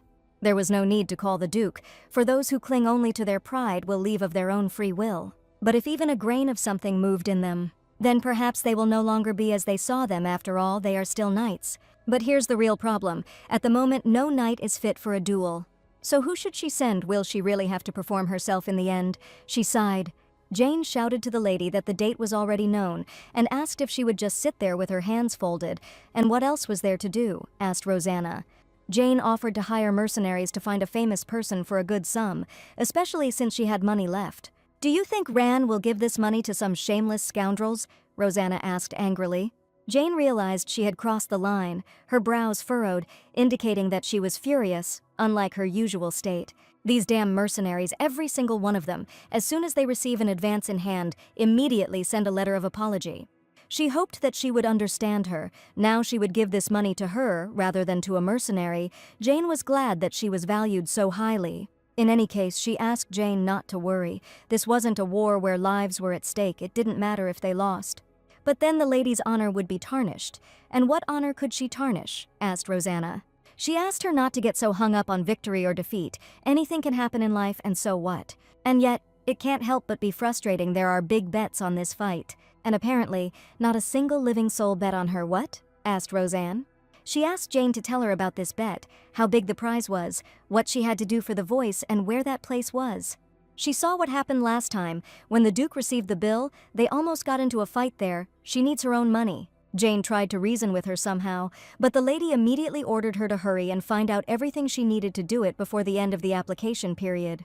At the event, 1,000,000 gold pieces were bet on Putlenga's victory, but the fact that only one side is accepting bets is not exactly a good idea. But why then bet on the side that will obviously lose? It's no different from throwing money down the drain. Although he had made a bet, he did not want to win much from it, and in organizing it, he relied on Lailaten's reputation. They discussed Lady Lailaten's appearance, but the Marquise hoped that she would not go so far as to marry him. She would not tolerate such humiliation. Mr. Cazelia speaks correctly. Of course, Lady Lailaten would not trust the knights of her house. So this was the list of those who placed a bet. How nice that almost everyone voted for her. Rihanna decided to wager the honor of Sir Mark, who had come forward, 1,000,000 gold for House Putlenga. She really couldn't resist. The stakes have skyrocketed. There is no more suitable lady to take the place of Crown Princess. They asked to be allowed to congratulate her on her victory, when suddenly there was a crash outside. "What was that sound just now?" the Marquise exclaimed. "What happened outside? She said that she was not going to the ball." A voice suddenly rang out. So why do they keep calling her? How many times do they have to tell her that she's only here to place a bet and that's all? The lady said all this as she burst into the ball, calmly walking past the noble persons. Lady Leylaton, the audience exclaimed in amazement. Rosanna, the abandoned groom, cried out in horror, not believing his eyes. Oh, there he is, the lady gasped. And at the same moment she announced that she was betting 30 million gold on the victory of the Leylaton house. Taken aback by the amount named, Rosanna asked the Marquis if he had heard "allo." "What did she just say?" he asked. Recovering from the shock, Rosanna repeated, "Saying that she wants to make a bet." "Not that," he exclaimed. Then what? The girl asked irritably. He asked, breaking into a shout, who she wanted to bet 30 million gold on. Of course it's on Lady Leylaton, or they want her to bet on the other side. Rihanna asked if she was serious about saying she was going to beat Sir Mark. She only joined because she thought it was funny. This is no different from the statement that the Leylaton family is going to defeat Sir Mark. "So that's how it is?" Rosanna asked thoughtfully. "Then does this mean that those who bet on the Potlengi family, they wish to declare war on her family?" Lady Leylaton asked. Lady Rihanna seemed to go cold with fear. The hall was plunged into a dark, oppressive atmosphere. It can't be, thought Rihanna.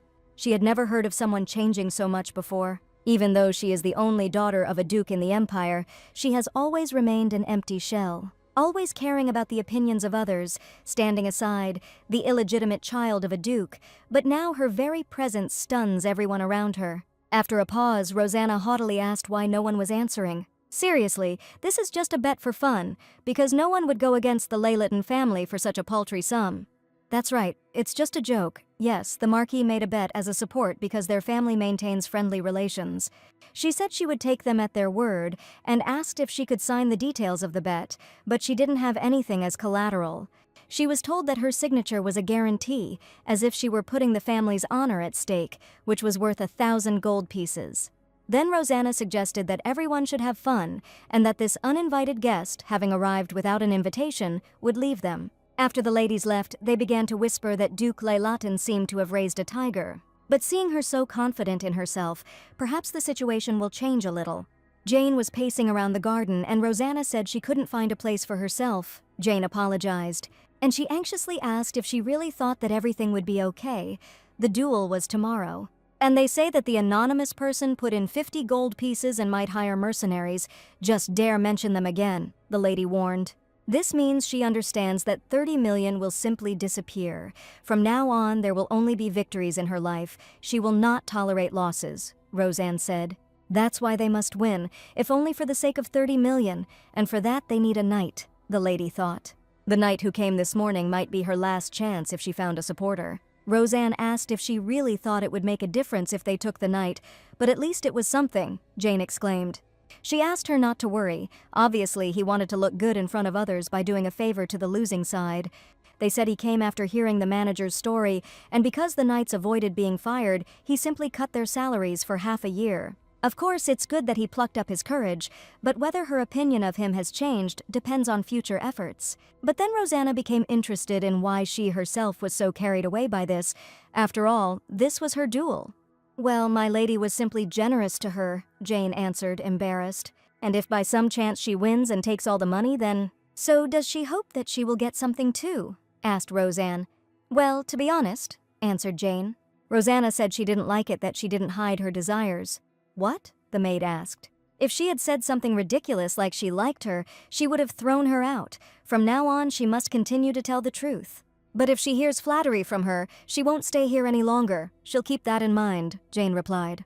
He asked if she had gotten the keys to the library. Jane tried, but his lordship ordered her to deal with her challenge first. He was furious and asked how she could bet such a sum without finding a knight. "How petty," Rosanna hissed. More importantly, she still hasn't found the knight, so how does anyone even know about it? Yes, she was curious to know the source of these rumors. They leaked information about the duel, but the fact about the knight is a different matter. He must not go beyond this estate, Jane thought. But Rosanne suggested thinking about it later, saying that it seemed her invited guest had arrived. The man turned to Lady Rosanna and informed her that His Grace, the Grand Duke Barthius, had come to visit her. The girl told him to take him to the living room and tell him that she had been looking forward to this meeting. Jane asked the lady, just not to tell her the reason why she invited the Duke, and what she was proposing, asked Rosanna. Just forget about the 30 million, and immediately called the maid to go. It was time to meet the champion who would bring her gold. "Long time no see, Mr. Varfus. I think this was their first meeting since that day," said Rosanna. "Something wrong?" she asked, seeing that he wasn't even looking at her. "Everything's fine," Chayton replied. "She has nothing to worry about." Rosanna decided that she would definitely not hesitate today and said that she was glad, and the Duke decided that he would not give in to her. Today, he really didn't have time to think about it, Chayton, as Rosanna asked why he hadn't visited her yet. Since he left, saying that he had some business to attend to, she continued to wait for some news from him, but nothing followed. Because the girl's face was so close to his, Chayton couldn't resist and became embarrassed. Blushing, he asked the lady why she was again speaking about such things so casually. When he removed his hand from his face, Rosanna was able to see his condition. And I was, to put it mildly, discouraged by Chayton's reaction. But quickly calming down, the Duke asked what was more important. Was she okay? And what? She asked. He heard that after him, Prince Joseph visited her. That's right, the Duke believed. He ordered her not to meet with him anymore. That's also right. Chayton was so blinded by his desires that he didn't even think about her, even though he knows perfectly well that the nobility is trying to avoid him. In his desire to overcome madness, he was unable to think the plan through to the end, and it was obvious that the pressure on her was simply unimaginable. The worried Duke said that he himself would find a way to get rid of his curse, as for what he said. But suddenly Rosanna interrupted and asked, 50 million, it was him, right? What? The Duke asked awkwardly. What does she mean, 50 million? It's obvious, isn't it, that her rival is Lady Rihanna, the potential crown princess. And the knight who will fight is a former candidate for the royal guard. It is for these reasons that no one bet on her. Moreover, who else could anonymously bet such a large sum for it? Hell, he even gave the servant a good tip, all so that the bet would remain anonymous. Rosanna asked why he had come today. Everything he had just said could have been delivered by messenger. And yet, why did he come to her personally today? The little fox asked. It seemed that he could hide nothing from this woman, and besides, he always felt that he was rather difficult to understand. And he explained that he heard that she still had not found a knight for this duel. That's right, the lady confirmed. Usually they throw out a knight from their house, but if she hasn't chosen yet, yes, go ahead, Rosanna said contentedly. In general, he wanted to offer a knight from his house Varfus. No, the lady's cry was immediately heard. Everything was going so well. So why? This wasn't what she wanted to hear from him. Then what the Duke asked timidly, and Rosanna explained that for this duel she did not need a knight from his wing. She wanted him to marry her himself. The Duke asked if she was asking him to fight the duel for her, and if she understood that it was the knight who should fight. He is the commander of the Shadow Knights, the Emperor's Third Order, and he is also constantly sent to the battlefield, Rosanna explained. And she asked Chayton if there was a more worthy knight in this empire than he. It would be strange if he didn't come, since even mercenaries are called there, she's right. But even despite this, he couldn't. Sighing, he asked the lady if she had heard what he said. Yes, everything clearly, answered Rosanna. He repeated himself. He came to apologize to her. Because of their communication, she and her family found themselves in a difficult situation. But this is not a question that should worry him. This matter concerns only them and the imperial family. It seemed to the Duke that she did not understand that she would achieve nothing by communicating with him. She saw that he still put others above himself. At that very moment, Chayton asked the lady what she had just said. What was that? The Duke thought, stunned, as if he had become a child again. But Rosanna asked him not to worry about it. Since he thought so, he could make sure that she won, just as she was helping him. Just like that, the Duke thought, remembering all the moments with her, how she helped him. If so, then of course that's probably how it is. He didn't know what benefit it would bring her, but damn it. If it would compensate her for the trouble he had caused her, the lady said, he needed to bring victory to her. He must take his 50 and her 30 million gold. Gold? He asked. Yes, she answered proudly. And don't forget to bring the interest as well. The Duke ordered himself to come to his senses, and the lady asked him not to worry about the crown prince now. Although he had forbidden her to communicate with him, she had warned him that she would do as she saw fit, which surprised the Duke. She said so, and nothing happened. This man was obsessed with the idea of expelling him as soon as he crossed the threshold of the palace. He would never have left quietly after such words. She replied that he threw a cup at her, and then... What? The Duke asked, jumping up. He threw the cup at her. Well, yes, she answered, and she threw it at him, angry. He must have completely lost his mind, throwing the cup. Rosanne calmed him down by saying that she had thrown it at him too. She wasn't hurt, she was probably very scared, she wasn't tormented by nightmares after that, but she also quit. Rosanne didn't give up. He asked her to see a doctor immediately if she felt unwell, as even a small splinter could get stuck and then fester. Seeing such a reaction to a small incident, she felt strange. She was fine, and it was a relief for the Duke. Besides, did he just use the cup or did he do something else? The man asked. Roseanne replied, he said he would summon a hero, a doll of the Emperor. He threatened to kill her and destroy her family. The Emperor's doll, that bastard. He said that she could not be afraid. Only the Emperor himself could summon a hero. Even if Crown Prince Joseph requested it, he would not call upon the hero for such a personal matter. And even if it were the Emperor's order, the hero would not have killed an innocent lady. He is not the man she thinks he is. Another person she thought stunned. Someone who, according to him, does not kill innocents. His eyes sparkled. The Duke could not tell her more, but she really did not need to be afraid anymore. She knew it. She had to keep this man with her. She told the gentleman that she would really like him to take part in this duel tomorrow. He asked if she could imagine what people would say and ask if they were together.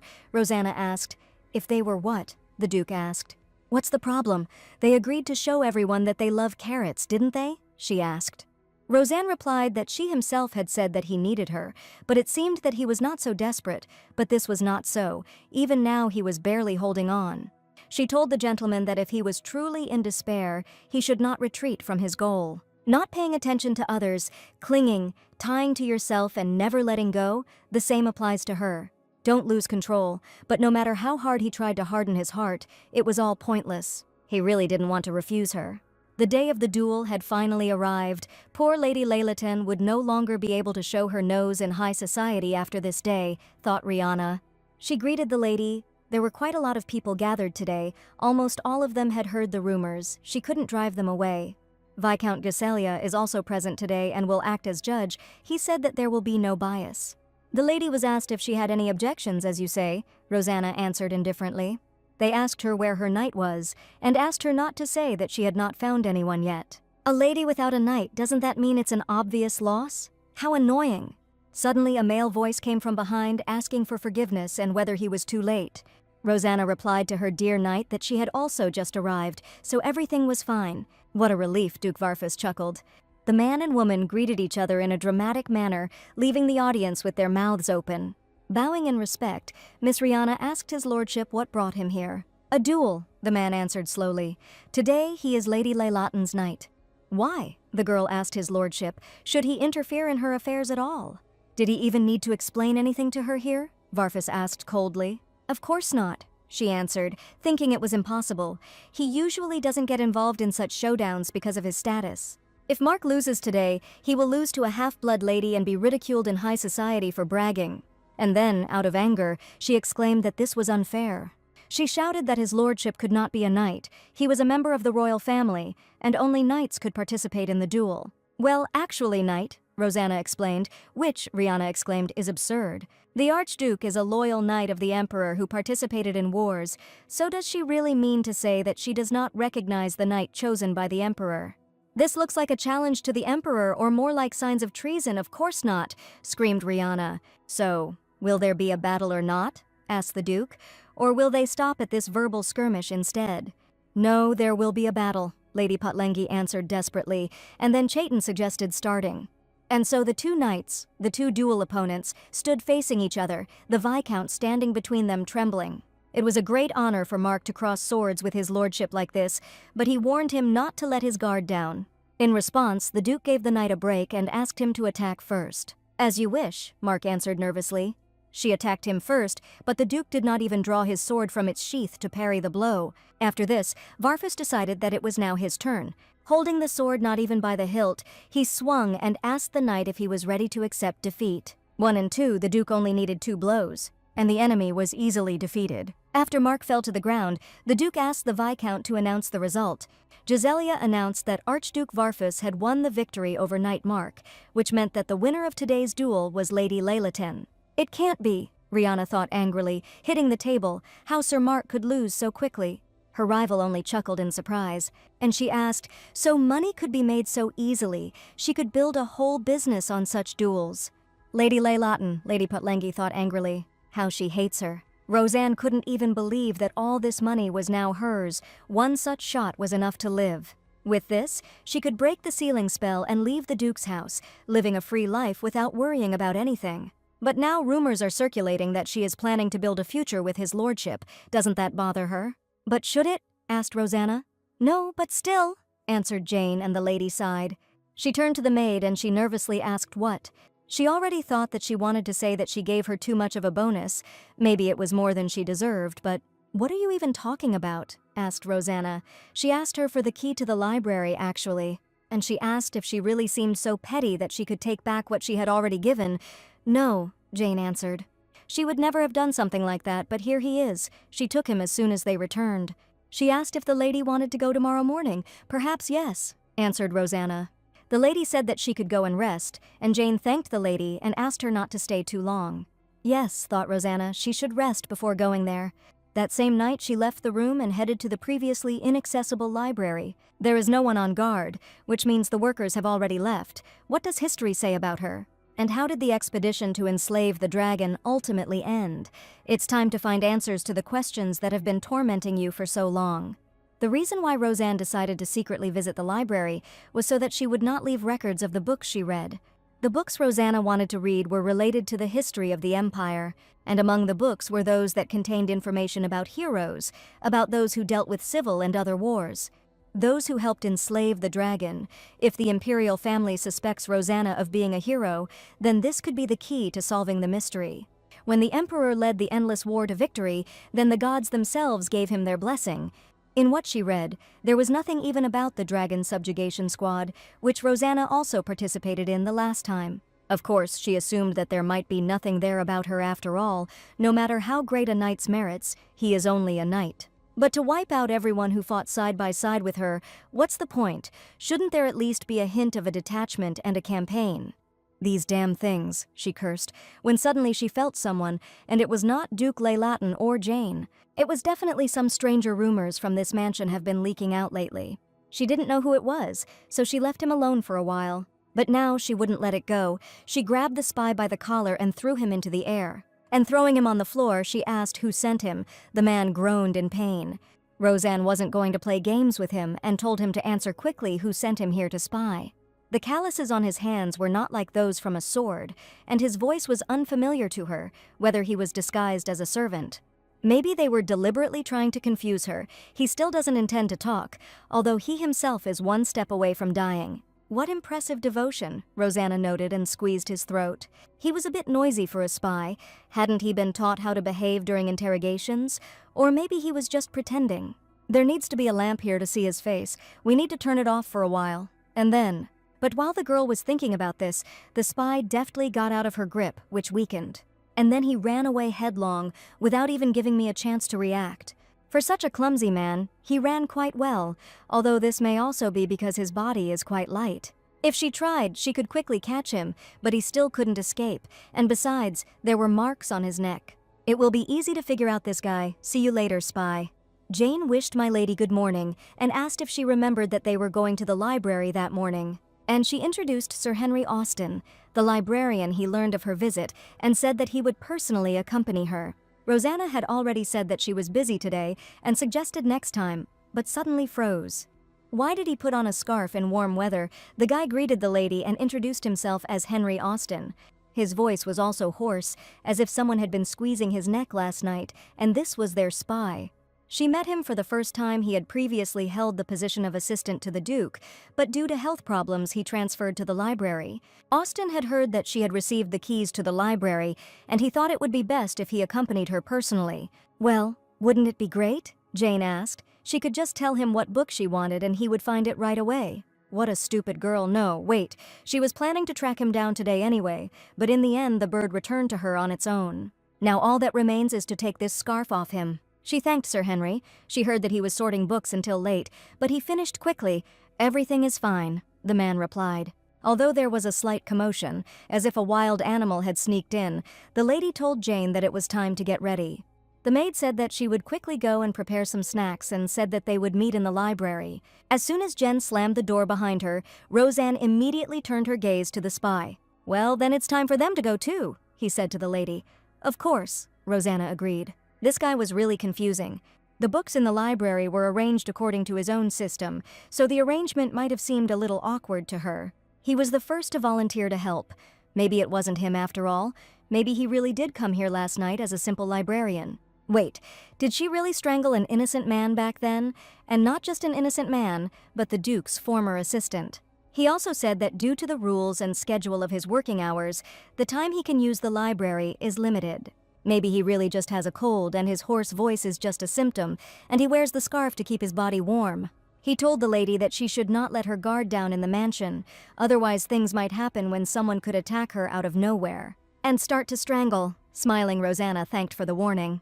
Just when the girl thought that it was definitely him, Henry suddenly recoiled in fear, and the lady asked why so suddenly. This place brought back terrible memories for him, of course, thought Rosanna. After all, it was he who had been lying here yesterday. If he really were a spy, then moving to the library would only arouse suspicion. No one would think of taking a lower position. After his father's death, he became the Duke's assistant, but skill in something alone did not guarantee good results. He was 4 years older than the lady and too young to become his lordship's right hand. But age doesn't matter when it comes to abilities. Wait, those are the books she read yesterday. She definitely put them back after reading them, but how did he find out about them? What is the likelihood that he chose them? Scarf. The answer was definitely underneath him. If he is a spy, then he needs to be dealt with while they are alone. But suddenly Austin asked the lady what she was doing. "She's cold," the girl replied, and asked if he could lend her his scarf. "So it was the lady. It was she who tried to strangle him last night," the boy exclaimed. Why does everyone try to throw something in her face at every opportunity? Like she's a target or something like that. Dodging, she tore off the scarf and pulled the librarian by his tie, thus having caught the slob spy. "He's not a spy," the boy exclaimed. "If he's not a spy, then why did he throw the book at her after she asked him to take off the scarf?" "Look," said the librarian, and Rosanna asked what he thought she should look at. It was a thin children's book, with almost no pages, and even if it had touched her, it would not have caused any harm. He should have said so earlier, but she thought he was a spy and suddenly threw a book at her. What do you mean, out of the blue? And how could he when she was strangling him? And besides, she was looking at him so threateningly. Then why not say everything at once? Why was it necessary to make these strange hints? He was not sure of her, and asked what she would do if he turned out to be a spy. "I mean, isn't it obvious?" Roseanne asked. "Obviously," he shouted, "she should take responsibility for her actions." There was a knock from the side and a broom fell out of hands. The worker awkwardly said that he wasn't eavesdropping, he just wanted to clean up the place. He really didn't know that they had such a relationship. And realizing that he had said too much, the guy apologized and shouted that he was really sorry and ran away. "We need to catch him!" The librarian immediately screamed. "Stop right now!" "Let him go," Rosanna answered indifferently. Henry asked the lady if she didn't understand that all sorts of rumors would start spreading now. "And he's not happy?" she asked. "Excuse me," the man asked.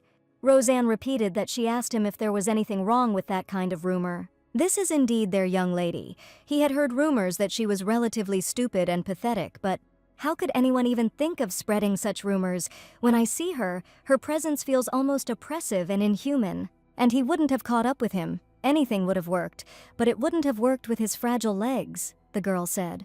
In any case, it wasn't the main issue right now, so she asked him not to worry about it. "They had something else to discuss, didn't they?" asked Rosanna, a matter between her and him. She asked him to sit down and relax. "Yes," he answered the lady, "but about what they were talking about." Right, she almost forgot.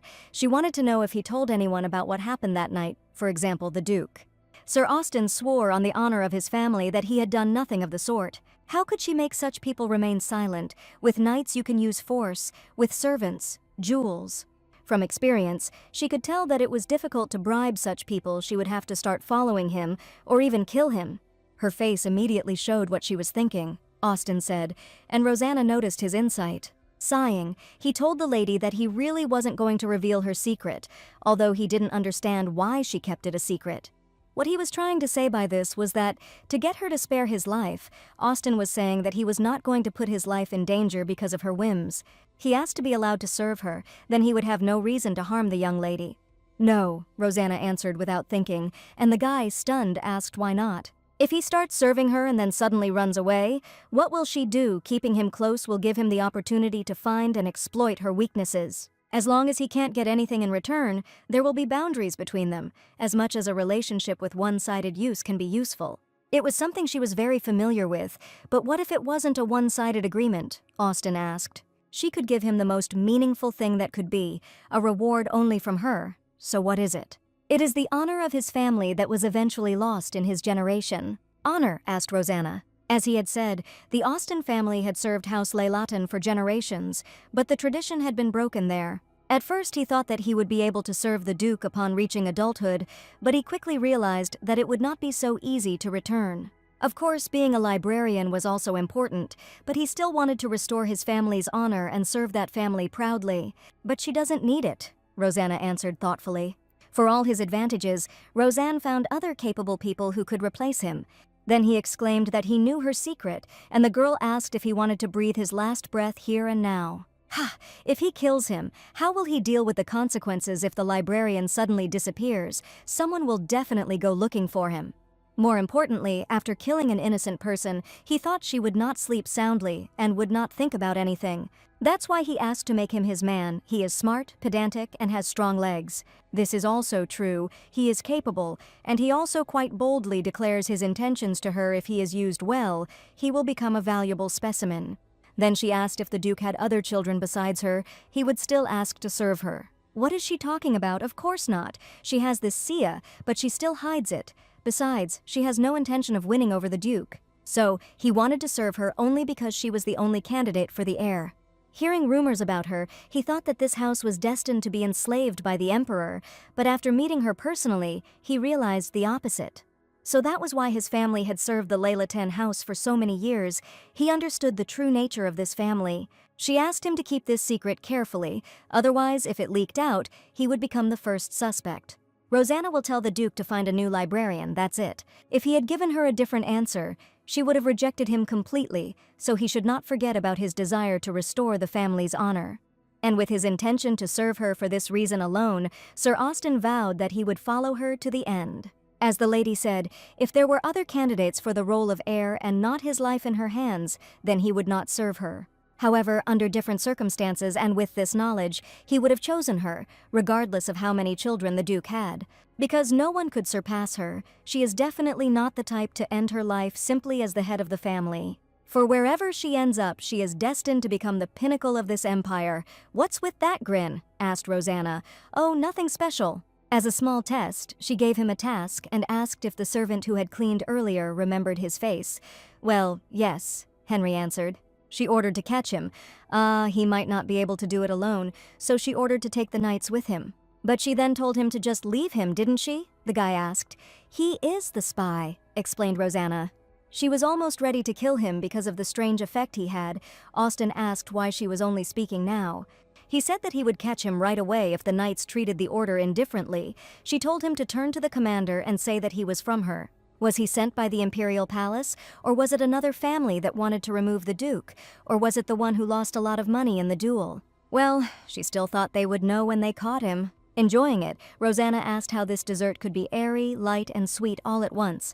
She tried it in the library, but after that time she couldn't stop. Jane heard that the chef worked hard to create it. Roseanne asked Jane to pass this on to him, and add that it was a reward from her for his delicious desserts.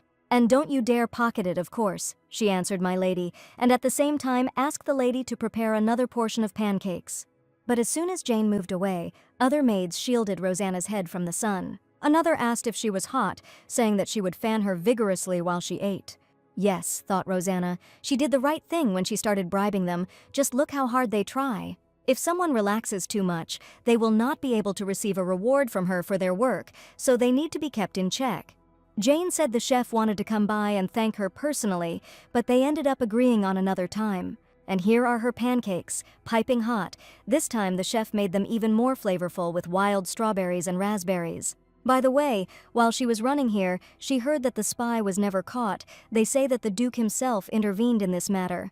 She thought Layli was better off in a safe place, but she groaned and told Jane that wherever she was, she would be safe. Now it is clearly noticeable how everyone has relaxed and has not trained, since they cannot even catch a simple spy. She was about to say that they should be ashamed, when suddenly she felt someone's presence. God, it's so annoying, Roseanne sighed. Why do they always appear just when she's trying to eat something? Excuse me? Jane asked, not understanding what the lady was talking about, but at that very moment the lady's hand suddenly slipped again. At that very moment, a terrifying cry of pain was heard, and the maids cowered in horror. They timidly called the lady inside, but Rosanna said, "Everything is fine. The knights will come now." "What do you mean?" the girls asked in amazement. "Look, they are already here," the lady said. The knights, running to the lady, worriedly asked if she was okay. The captain was reporting to the lady about the spy, but then Rosanna interrupted him and said that he was over there, the spy. "Oh my God!" exclaimed the captain of the knights. "Why is the spy in such a state?" "And what?" asked the girl. "Are there any problems?" Answering no, he exclaimed that the spy had been caught and ordered that this be reported to the Duke quickly and that he be brought here. The Duke came accompanied by his subordinates, saying, "Finally this pathetic bastard was caught." "Well," the commander said nervously, turning to his lordship, "he was caught, but there is one problem." "The problem?" the Duke asked. "Could he be more specific?" The man was embarrassed to admit it. Suddenly, a heart-rending scream was heard from the spy. His hand was impaled on a tree with a table knife and they could not pull it out. "What does he mean?" the Duke asked anxiously. "Does he mean to say that they, knights, cannot handle an ordinary knife?" "That's right," he answered sadly, and then the man asked who had done this to him. "Where did he suddenly fly into it from, what?" Rosanna's father suddenly asked. "Why is she here?" "Is it really so?" the girl interrupted, asking that he wants to tell her something. The lady was exclaimed that it was dangerous to be here, and the Duke seemed to understand what his daughter had done. Suddenly Rosanne gasped and said, "So that's where it ended up? The knife slipped when she was cutting the pancake and she couldn't find it." Which is unthinkable, although no, given the monstrous force with which she squeezed his hand on their wedding day, it is quite possible. But of course that incident was clearly an accident, and all because of his carelessness. Perhaps the spy suffered for the same reason. Her father said that if she wanted to get the knife back, he wouldn't let her stop her. It seemed like it had accidentally gotten stuck too deep. "What are you talking about?" Duke Rosanna asked. "Why should she pull him out?" Then her father timidly asked what she was going to do. At once the spy screamed in pain, begged him to stop, and the Duke asked Rosanna what she was doing. "He said he was a spy," she explained, "so they could interrogate him with a knife." "So what? They won't interrogate him. Maybe she herself needs to find out whose orders he is following."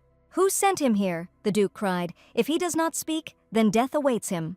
The man said it would be better to kill him, and then Rosanna asked her father to step aside. He asked anxiously what she was going to do, kill him, asked his daughter, and asked the Duke not to talk nonsense. "He risks his life for this job. What does he think? Is he afraid of death? I thought he would be very grateful to die quickly." "Devil," he screamed, and Rosanna asked him to continue calling her that or whatever else he could. She asked if she wanted her to tell her what happens if someone doesn't want to or simply answers her questions incorrectly.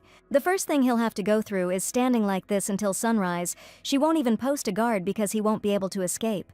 After sunrise, they will nail his second hand to the tree, but at such a height that he will have to stand on tiptoe. And then it would be wonderful to switch from hands to feet and also change one for the other." He called her a witch. She gave him a chance to answer right away, while she was kind, and asked who had sent him. "Please," the spy begged, saying he needed to think. "No," she replied. There was no time. She told everyone to disperse. As she had already said, tomorrow they would change his hand for another.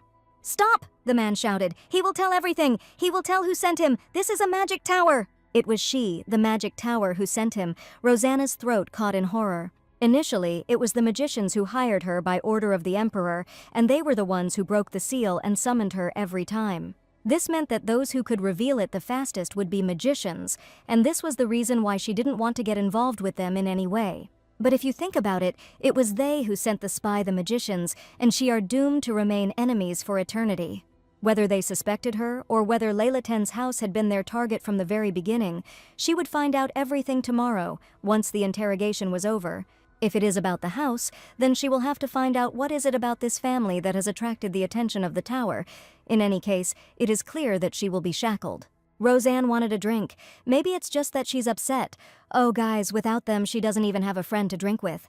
I remember that they agreed to all get together and get drunk if they got out alive. This is a promise. Can they really not keep it anymore? He asked to be allowed to introduce himself again, Henry Austin, and he is appointed her new assistant from today. He said that he would do everything to make her happy with him, and asked if she would let him help feed the carp. No, she replied. It was her hobby. And he was appointed earlier than she thought.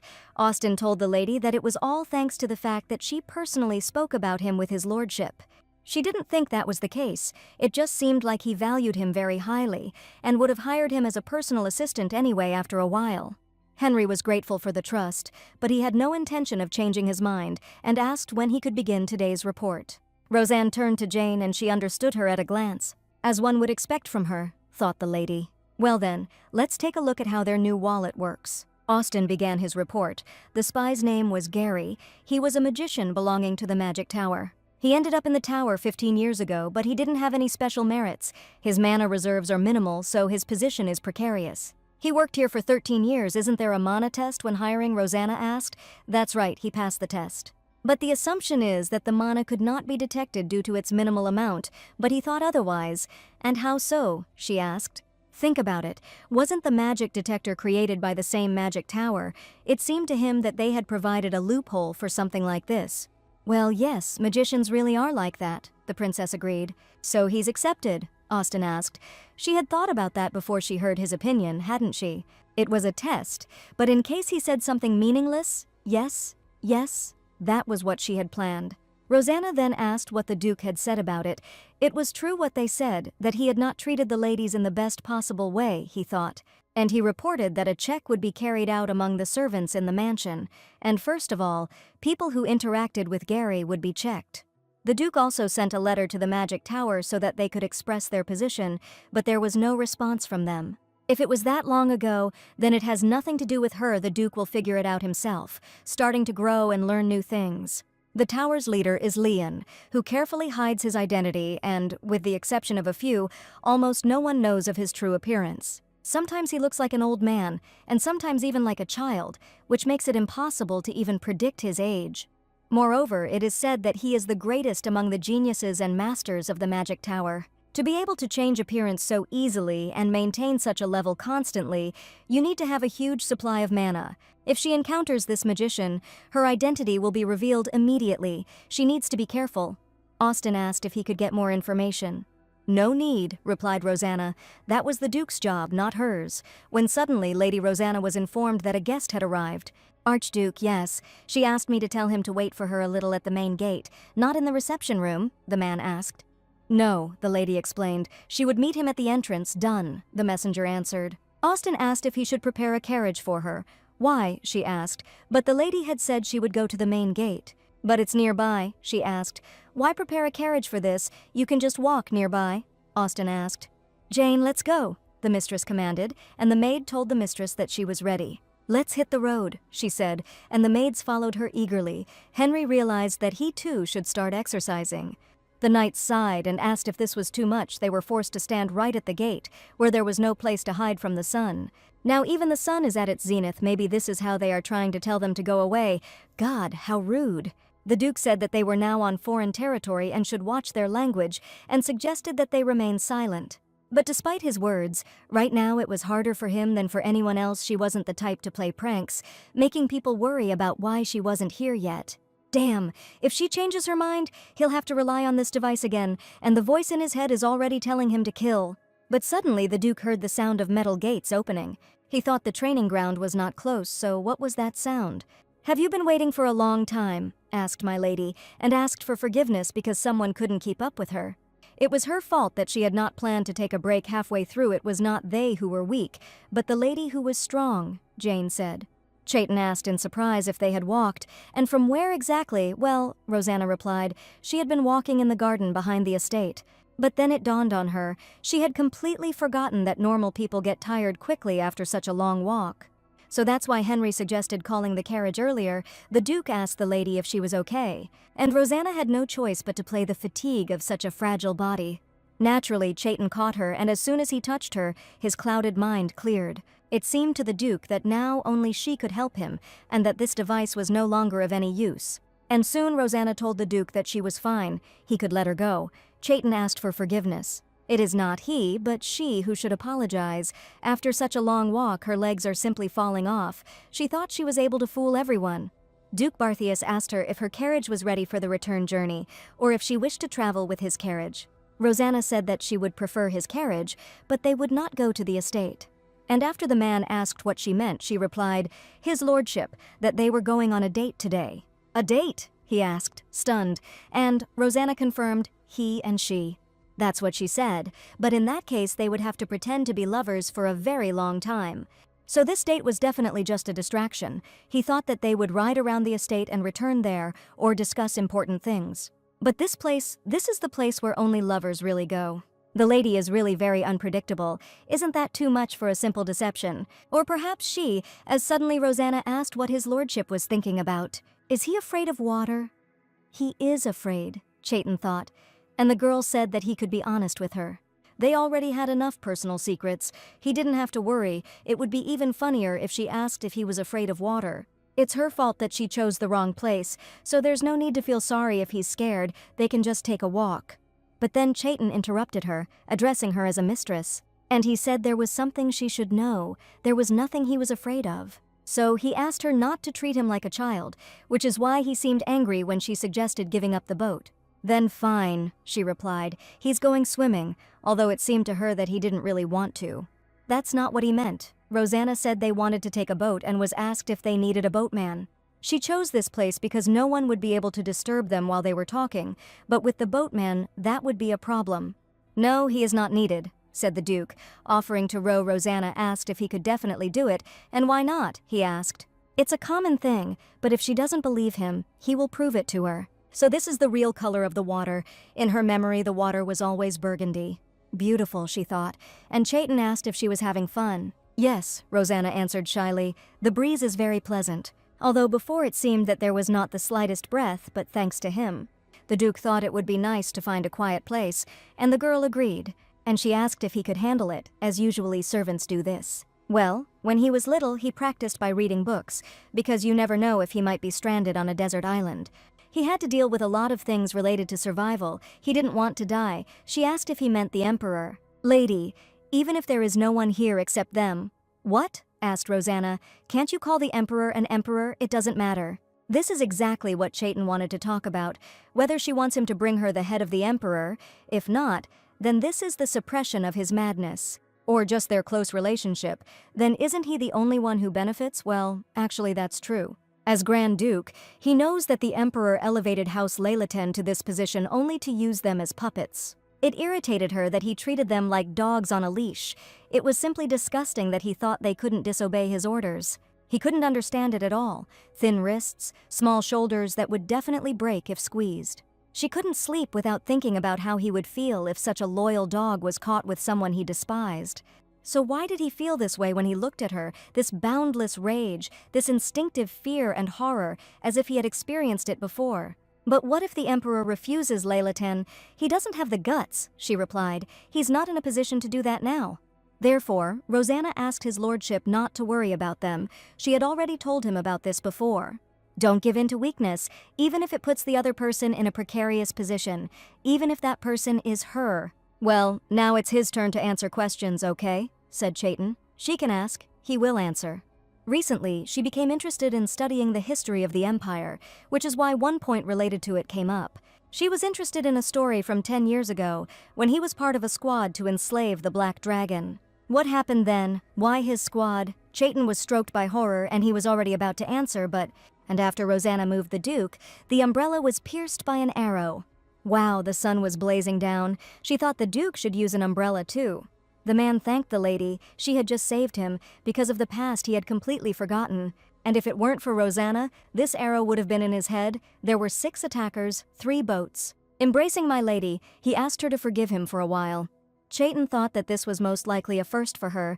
He was sure that in her entire life she had never even smelled this smell of blood. After eliminating the first pair, he looked at her, worried that this had definitely traumatized her. The man thought that today would be the last time. The last time. No, it was definitely an animal desire if only he could. But suddenly Rosanna brought his lordship to his senses. Wait, what was he just thinking? Even with the lady in his arms, he almost lost control. Unexpectedly, when he asked for forgiveness, Rosanna hit him. And then a swarm of arrows flew over their heads. How he asked, stunned, and she, interrupting, said that the boat rocked and that's why it fell. But that's not what's important now.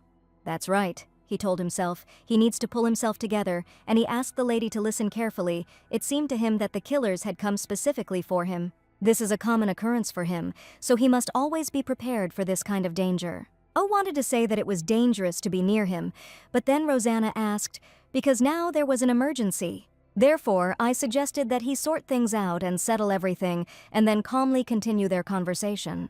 Chaitan was dismayed. He was sure she would be horrified. But maybe she trusts him in this way, believes that he will protect her. He asked the lady to wait a little. He would quickly sort everything out and return to her. As soon as the target disappeared, this boat would be safe again, and with these words jumped onto the enemy ship.